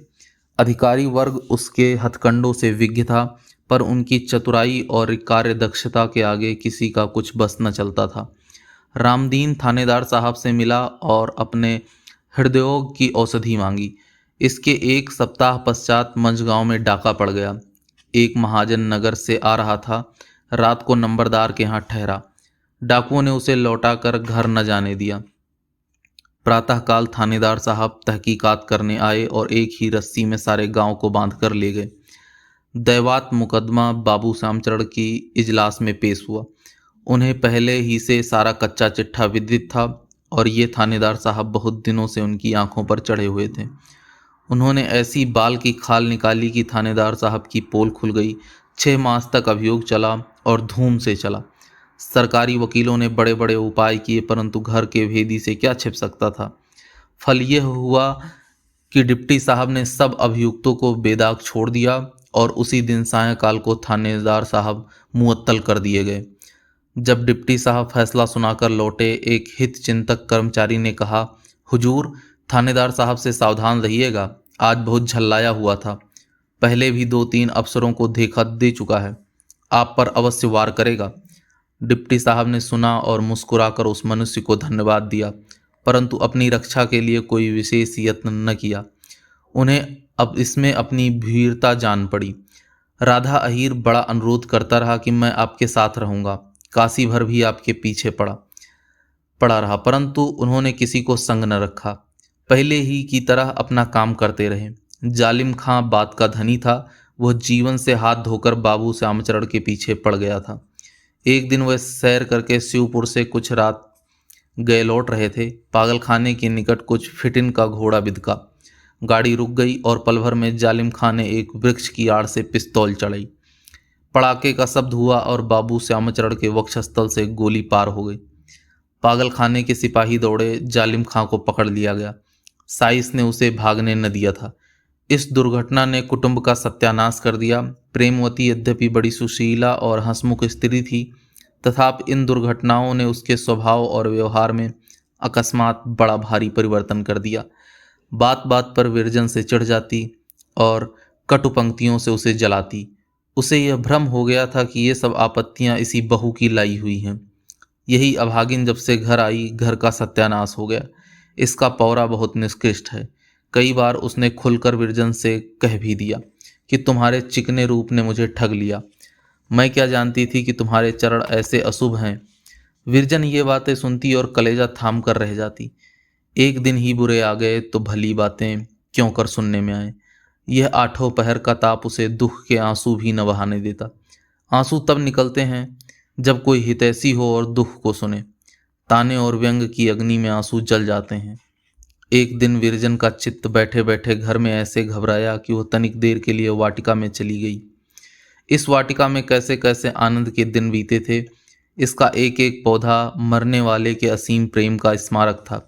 कभी वह दिन भी थे कि इन फूलों और पत्तियों को देखकर चित्त प्रफुल्लित होता था और सुरभित वायु चित्त को प्रमोदित कर देती थी। यही वह स्थल है जहाँ अनेक संध्याएं प्रेमालाप में व्यतीत हुई थीं। उस समय पुष्पों की कलियां अपने कोमल अधरों से उसका स्वागत करती थीं, पर शोक, आज उनके मस्तक झुके हुए और अधर बंद थे। क्या यह वही स्थान न था जहां अलबेली मलिन फूलों के हार गूंथती थी? पर भोली मलिन को क्या मालूम था कि इसी स्थान पर उसे अपने नेत्रों से निकले हुए मोतियों को हार गूंथने पड़ेंगे। इन्हीं विचारों में विरजन की दृष्टि उस कुंज की ओर उठ गई जहां से एक बार कमलाचरण मुस्कुराता हुआ निकला था, मानो वो पत्तियों का हिलना और उसके वस्त्रों की झलक देख रही थी। उससे मुख पर उसे समय मंद मंद मुस्कान सी प्रकट होती, जैसे गंगा में डूबते हुए सूर्य की पीली और मलिन किरणें का प्रतिबिंब पड़ता है। अचानक प्रेमवती ने आकर कर्ण कटु शब्दों से कहा, अब आपका सैर करने का शौक हुआ है?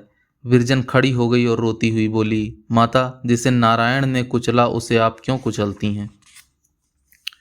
निदान प्रेमवती का चित्त वहां से ऐसा उचाट हुआ कि एक मास के भीतर सब सामान औने पौने बेचकर मझगांव चली गई। व्रजरानी को संग न लिया, उसका मुख देखने से उसे घृणा हो गई थी। विरजन इस विस्तृत भवन में अकेली रह गई। माधवी के अतिरिक्त अब उसका कोई हितैषी न रहा। सुआमा को अपनी मुंह बोली बेटी की विपत्तियों का ऐसा ही शोक हुआ जितना अपनी बेटी का होता। कई दिन तक रोती रही और कई दिन तक बराबर उसे समझाने के लिए आती रही। जब विरजन अकेली रह गई तो सुआमा ने चाहा कि वह मेरे यहाँ आ जाए और सुख से रहे। स्वयं कई बार बुलाने गई, पर विरजन किसी प्रकार जाने को राजी न हुई। वह सोचती थी कि ससुर को संसार सिधारे भी 3 माह न हुए हैं, इतनी जल्दी यह घर सूना हो जाएगा तो लोग कहेंगे कि उनके मरते ही सास और बहू लड़ मरी। यहाँ तक कि उसके इस हठ से सुआमा का मन मोटा हो गया। मझगांव में प्रेमवती ने एक अंधेर मचा रखी थी। असामियों को कटुवचन कहती, कारिंदा के सिर पर जूती पटक दी, पटवारी को कोसा, राधा अहीर की गाय बलात छीन ली। यहाँ के गांव वाले घबरा गए। उन्होंने बाबू राधाचरण से शिकायत की। राधाचरण ने यह समाचार सुना तो विश्वास हो गया कि अवश्य इन दुर्घटनाओं ने अम्मा की बुद्धि भ्रष्ट कर दी। इस समय किसी प्रकार इनका मन बहलाना चाहिए। सेवती ने लिखा कि तुम माता जी के पास चली आओ और उनके संग कुछ दिन रहो। सेवती की गोद में इन दिनों एक चांद सा बालक खेल रहा था और प्राणनाथ 2 मास की छुट्टी लेकर दरभंगा से आए थे। राजा साहब के प्राइवेट सेक्रेटरी हो गए थे। ऐसे अवसर पर सेवती कैसे आ सकती थी? तैयारियां करते करते महीने गुजर गए। कभी बच्चा बीमार पड़ गया, कभी सास रुष्ट हो गई, कभी साइत न बनी। निदान छठे महीने उसे अवकाश मिला, वह भी बड़े विपत्तियों से। परंतु प्रेमवती पर उसके आने का कुछ भी प्रभाव न पड़ा। वह उसके गले मिलकर रोई भी नहीं, उसके बच्चे की ओर आंख उठाकर भी न देखा। उसके हृदय में अब ममता और प्रेम नाम मात्र को भी न रह गया था। जैसे ईंख से रस निकाल लेने पर केवल मीठी रह जाती है, उसी प्रकार जिस मनुष्य के हृदय से प्रेम निकल गया वह अस्थि चर्म का एक ढेर रह जाता है। देवी देवता का नाम मुख पर आते ही उसके तेवर बदल जाते थे। मझगांव में जन्माष्टमी हुई। लोगों ने ठाकुर जी का व्रत रख और चंदे से नाच कराने की तैयारी करने लगे। परंतु प्रेमवती ने ठीक जन्म के अवसर पर अपने घर की मूर्ति खेत में फेंकवा दी। एकादशी व्रत टूटा, देवताओं की पूजा छूटी। वह प्रेमवती अब प्रेमवती ही न थी। सेवती ने ज्यों त्यों करके यहाँ 2 महीने काटे। उसका चित्त बहुत घबराता। कोई सखी सहेली भी न थी उसके संग बैठकर दिन काटती। विरजन ने तुलसी को अपनी सखी बना लिया था, परंतु सेवती का स्वभाव सरल न था। ऐसी स्त्रियों से मेलजोल करने में वो अपनी मानहानि समझती थी।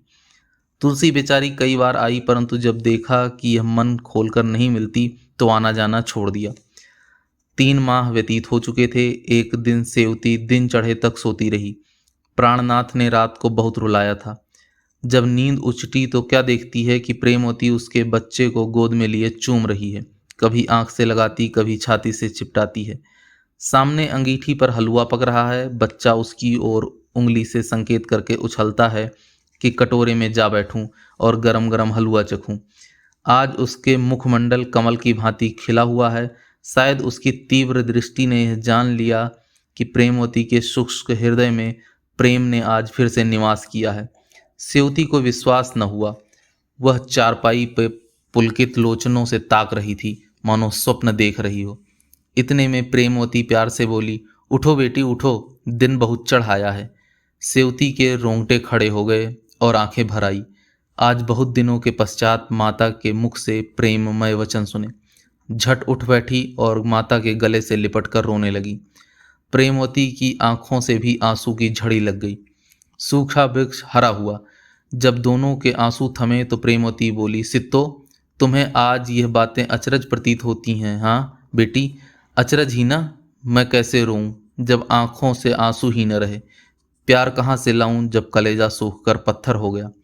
ये सब दिनों के फेर हैं। आंसू उनके साथ गए और कमला के साथ। आज न जाने कि ये दो बूंदें कहाँ से निकल आएं। बेटी, मेरे सब अपराध क्षमा करना।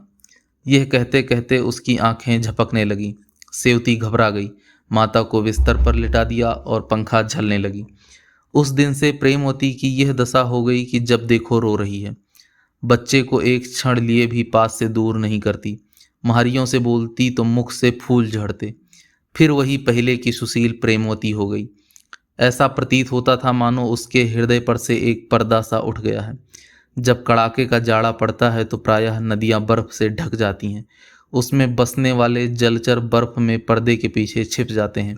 नौकाएं फंस जाती हैं और मंद गति रजत वर्ण प्राण संजीवन जल स्रोत का स्वरूप कुछ भी दिखाई नहीं देता है। यद्यपि बर्फ की चादर की ओर में वह मधुर निद्रा में आलसित पड़ा रहता था। यद्यपि जब गर्मी का साम्राज्य होता है तो बर्फ पिघल जाती है और रजत वर्ण नदी अपने बर्फ का चद्दर उठा लेती है। फिर मछलियां और जल जंतु आ बहते हैं। नौकाओं के पाल लहराने लगते हैं और तट पर मनुष्यों और पक्षियों का जमघट हो जाता है। परंतु प्रेमवती की यह दशा बहुत दिनों तक स्थिर न रही। यह चेतनता मानो मृत्यु का संदेश थी। इस चितोद्विग्ना ने उसे अब तक जीवन कारावास में रखा था। अन्यथा प्रेमवती जैसी कोमल हृदय स्त्री विपत्तियों के ऐसे झोंके कदापि न सह सकती। सेवती ने चारों ओर तार दिलवाए और आकर माताजी को देख जाओ, पर कहीं से कोई ना आया। प्राणनाथ को छुट्टी न मिली। विरजन बीमार थी। रहे राधाचरण, वह नैनीताल वायु परिवर्तन करने गए हुए थे। प्रेमवती को पुत्र ही के देखने की लालसा थी, पर जब उसका पत्र आ गया कि इस समय मैं नहीं आ सकता तो उसने एक लंबी सांस लेकर आंख मूंद ली और ऐसी सोई कि फिर उठना नसीब न हुआ। अध्याय 20। मानव हृदय एक रहस्यमय वस्तु है। कभी तो लाखों की ओर आंख उठाकर नहीं देखता और कभी कौड़ियों पर फिसल पड़ता है। कभी सैकड़ों निर्दोषों की हत्या पर आह तक नहीं करता और कभी एक बच्चे को देखकर रो देता है।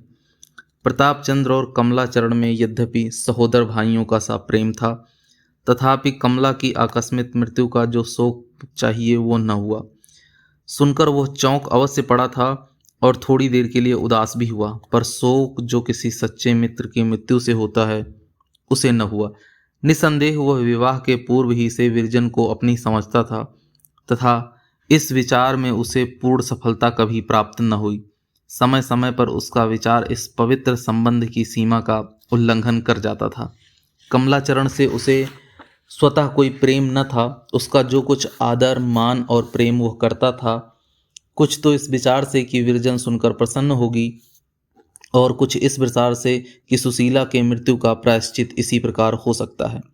जब विरजन ससुराल चली आई तो अवश्य कुछ दिनों प्रताप ने उसे अपने ध्यान में न आने दिया, परंतु जब से वह उसकी बीमारी का समाचार पाकर बनारस गया था और उसकी भेंट ने विरजन पर संजीवनी बूटी का काम किया था, उसी दिन से प्रताप को विश्वास हो गया था कि विरजन के हृदय में कमला ने वह स्थान नहीं पाया जो मेरे लिए है।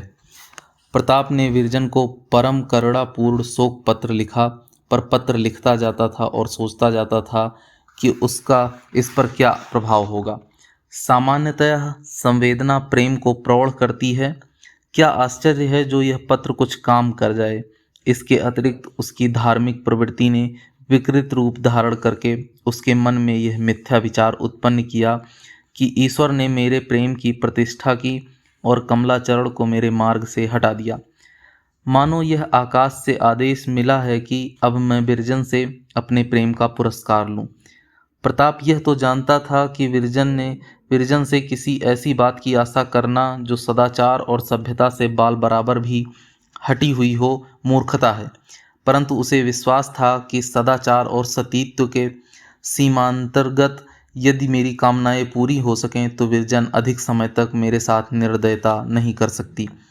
1 मास तक ये विचार उसे उद्विग्न करते रहे, यहाँ तक कि उसके मन में विरजन से एक बार गुप्त भेंट करने की प्रबल इच्छा भी उत्पन्न हुई। वह यह जानता था कि अभी विरजन के हृदय पर तत्कालिक घाव है और यदि मेरी किसी बात या किसी व्यवहार से मन की दुश्चेष्टा की गंध निकली तो मैं विरजन की दृष्टि से हमेशा के लिए गिर जाऊंगा। परंतु जिस प्रकार कोई चोर रुपयों की राशि देखकर धैर्य नहीं कर रख सकता, उसी प्रकार प्रताप अपने मन को न रोक सका। मनुष्य का प्रारब्ध बहुत कुछ अवसर के हाथ में रहता है। अवसर उसे भला नहीं मानता और बुरा भी। जब तक कमलाचरण जीवित था, प्रताप के मन में कभी इतना सिर उठाने को साहस न हुआ था। उसकी मृत्यु ने मानो उसे यह अवसर दे दिया। यह स्वार्थपरता का मद यहाँ तक बढ़ा कि एक दिन उसे ऐसा भास होने लगा मानो विरजन मुझे स्मरण कर रही है। अपनी व्यग्रता से वह विरजन का अनुमान करने लगा। बनारस जाने का इरादा पक्का हो गया। 2 बजे थे, रात्रि का समय था। भयावह सन्नाटा छाया हुआ था। निद्रा ने सारे नगर पर एक घटाटोप चादर फैला रखी थी। कभी कभी वृक्षों की सनसनाहट सुनाई दे जाती थी। धुआं और वृक्षों पर एक काली चादर की भांति लिपटा हुआ था और सड़क पर लालटेनें धुएं की कालिमा में ऐसी दृष्टिगत होती थीं जैसे बादल में छिपे हुए तारे। प्रतापचंद्र रेलगाड़ी पर से उतरा। उसका कलेजा बांसों उछल रहा था और हाथ पांव कांप रहे थे। वह जीवन में पहला ही अवसर था कि उसे पाप का अनुभव हुआ। शोक है कि हृदय की यह दशा अधिक समय तक स्थिर नहीं रहती। वह दुर्गंध मार्ग को पूरा कर लेती है। जिस मनुष्य ने कभी मदिरा नहीं पी, उसे उसकी दुर्गंध से घृणा होती है। जब प्रथम बार पीता है तो घंटों उसका मुख कड़वा रहता है और वह आश्चर्य करता है कि क्यों ऐसे लोग विषैली और कड़वी वस्तु पर आसक्त हैं।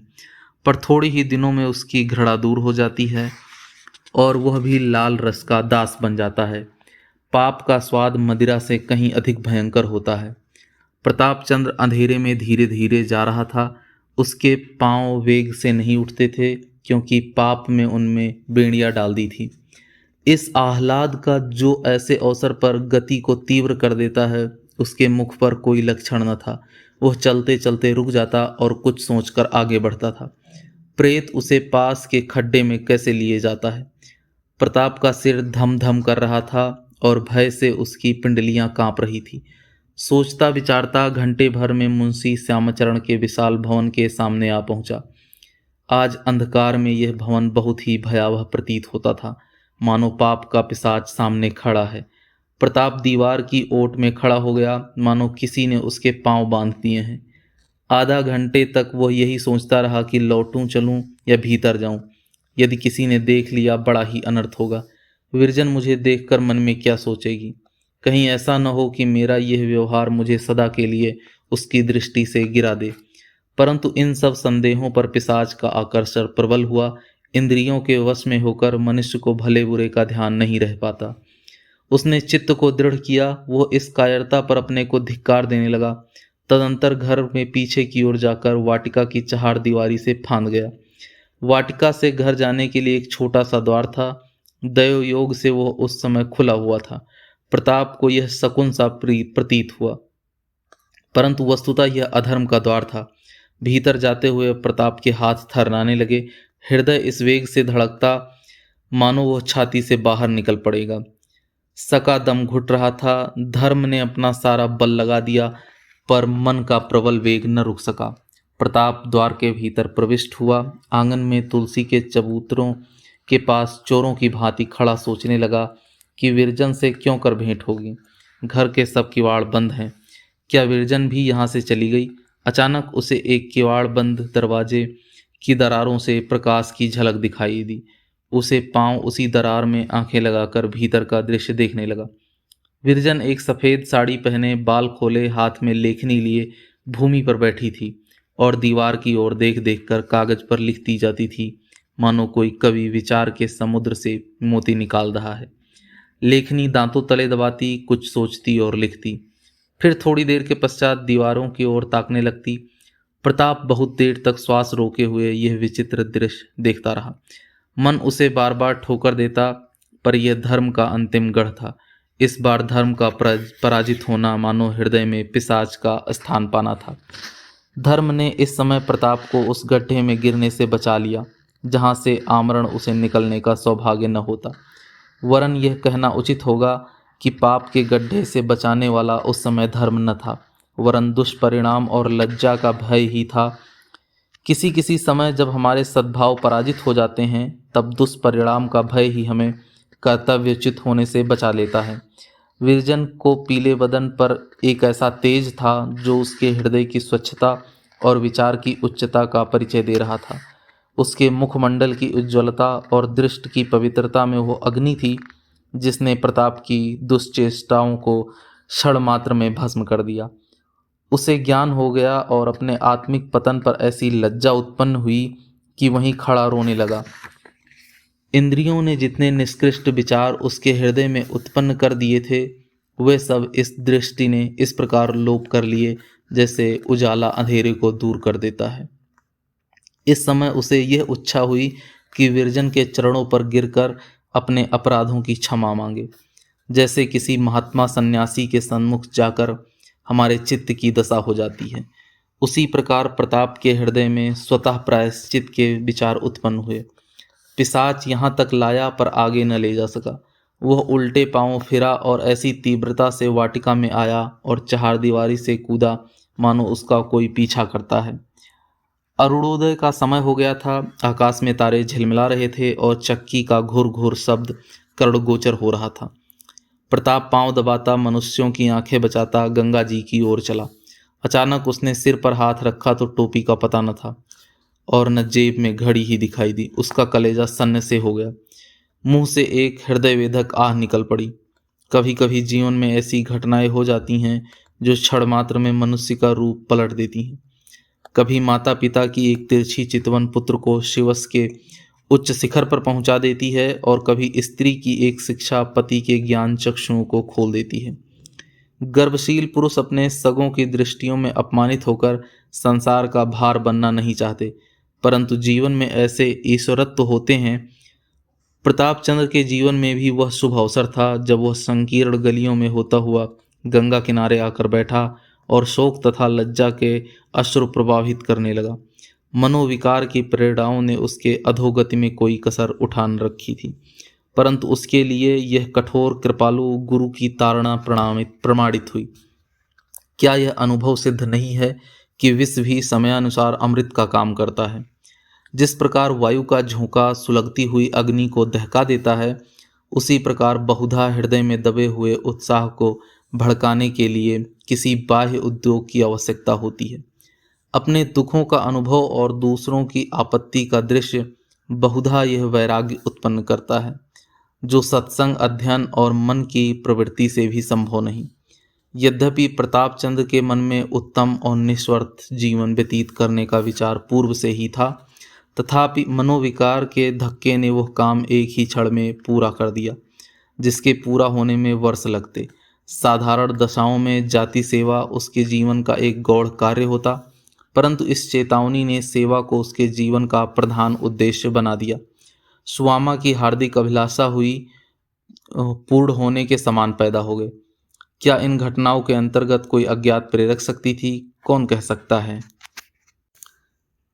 धन्यवाद दोस्तों, अध्याय 20 तक सुनने के लिए। इसके आगे का 21 से 26 तक का अध्याय आप अगले वीडियो में सुनेंगे। अगर आपको ऑडियो बुक पसंद आया तो कृपया चैनल को लाइक करें, सब्सक्राइब करें, और अगर कोई भी बुक हिंदी में अगर आप सुनना ऑडियो बुक चाहते हैं तो प्लीज़ कमेंट करके बताएं। मैं कोशिश करूंगा कि उसको जल्दी से जल्दी आपके लिए चैनल पर अपलोड करूं। धन्यवाद।